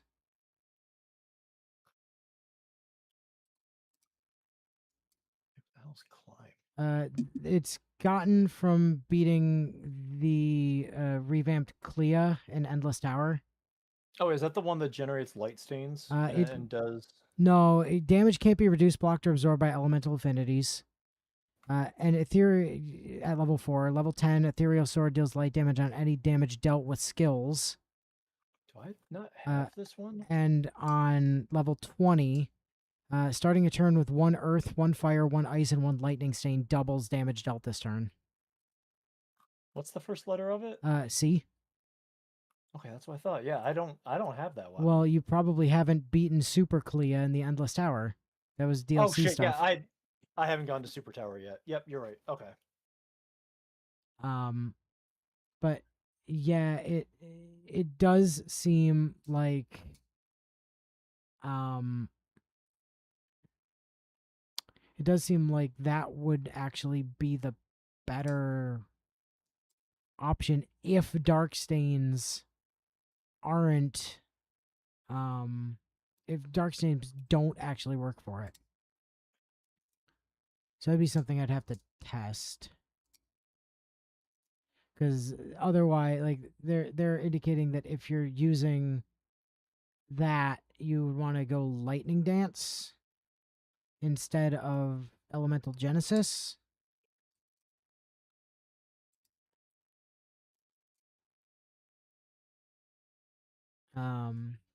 This as doesn't make any fucking as your sense. Yeah, I'm seeing that Reddit thread right now where people are like, light stains can double as any. Dark stains only meet the requirement for being consumed, not cast. But dark stains are just supposed to be the opposite of light stains, but still meet the same requirements, or can still fulfill the requirements like light stains can. I don't fucking understand why it wouldn't work for elemental genesis. What? in-game description, in-game description, if you stack all 4 dark pigments, any spell can consume them for plus 300. Stacked all 4 pigments in elemental genesis remains grayed out because genesis elemental genesis can only be cast with 4 different elemental pigments at the same time. It can cast if you have all light stains, even if all 4 are light. No, that doesn't sound right because I'm 99% positive you can do elemental genesis with 4 light stains. Right, that's what it was saying. Yes. Light stains are used as a substitute for any stain requirements, hence you can cast Genesis with 4 light stains. Dark stains aren't used as substitutes. They don't trigger the stain consumed effects. The effect to consume 4 dark stains to increase the damage is purely the weapon's effect, but you don't get any stain consumption benefits like Typhoon lasting an extra 2 turns. It just boosts the damage. So the dark stains get consumed by the weapon effect, but not by the skill, which means that because elemental genesis has consuming the stains as a cost to cast it. No, that just says can only be cast with 1 stain of each type. It doesn't say that it has to. Like, granted, I'm fairly certain it does consume them, but it doesn't actually say that. It just says deals extreme damage to all enemies, 8 hits. Each hit deals damage in a random element. Can only be cast with lightning, ground, fire, and ice stain. Right. But dark. So dark is not considered.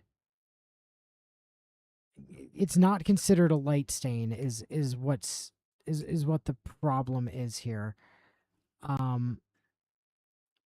It's not being treated as a light stain. It's not being treated as any elemental stain. It's treated as being a dark stain, and the only thing that dark stains interact with is the weapon itself, but you have to meet all the other criteria to be able to cast a spell.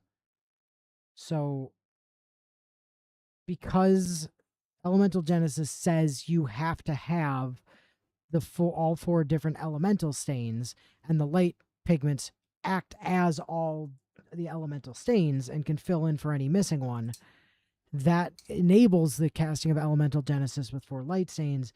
but it doesn't with 4 dark stains because all you have are 4 dark stains. You don't have any elemental stains.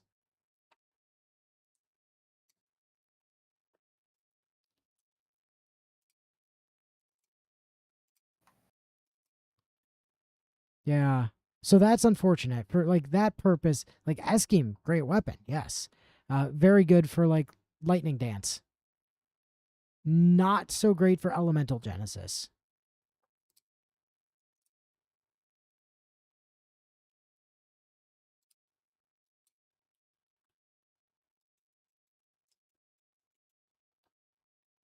But lightning dance would be fucking crazy town with it. Actually, lightning genesis might even outpace or lightning dance might actually outpace elemental genesis, even because it gives you 2 stains back when you use it, Yeah. but it also deals 6 hits Just of 6 single hits. target very high lightning damage, but critical hits an trigger additional, hit, so it's you would actually get 12 hits. Yeah. So you would get the every 6 hits deal double damage. So you'd get that Every fifth twice. hit does the fucking 500% damage or whatever it Right, you get was. that twice. Maybe it was with lightning. Like lightning dance might Lightning actually dance. outstrip elemental genesis for there. The only problem is that lightning dance is single target only, Yeah. which is very But much like, the problem that Mael has as well, is that she can yeah. like do. But when you're just trying to get big number as big as it can, it usually is the single target things you're gonna do it with. Right, like elemental genesis is 8 hits, and it's 8 hits of extreme. So like in terms of damage scaling, it probably outpaces it. Like 8 hits of extreme, it might be higher than 12 hits of very high.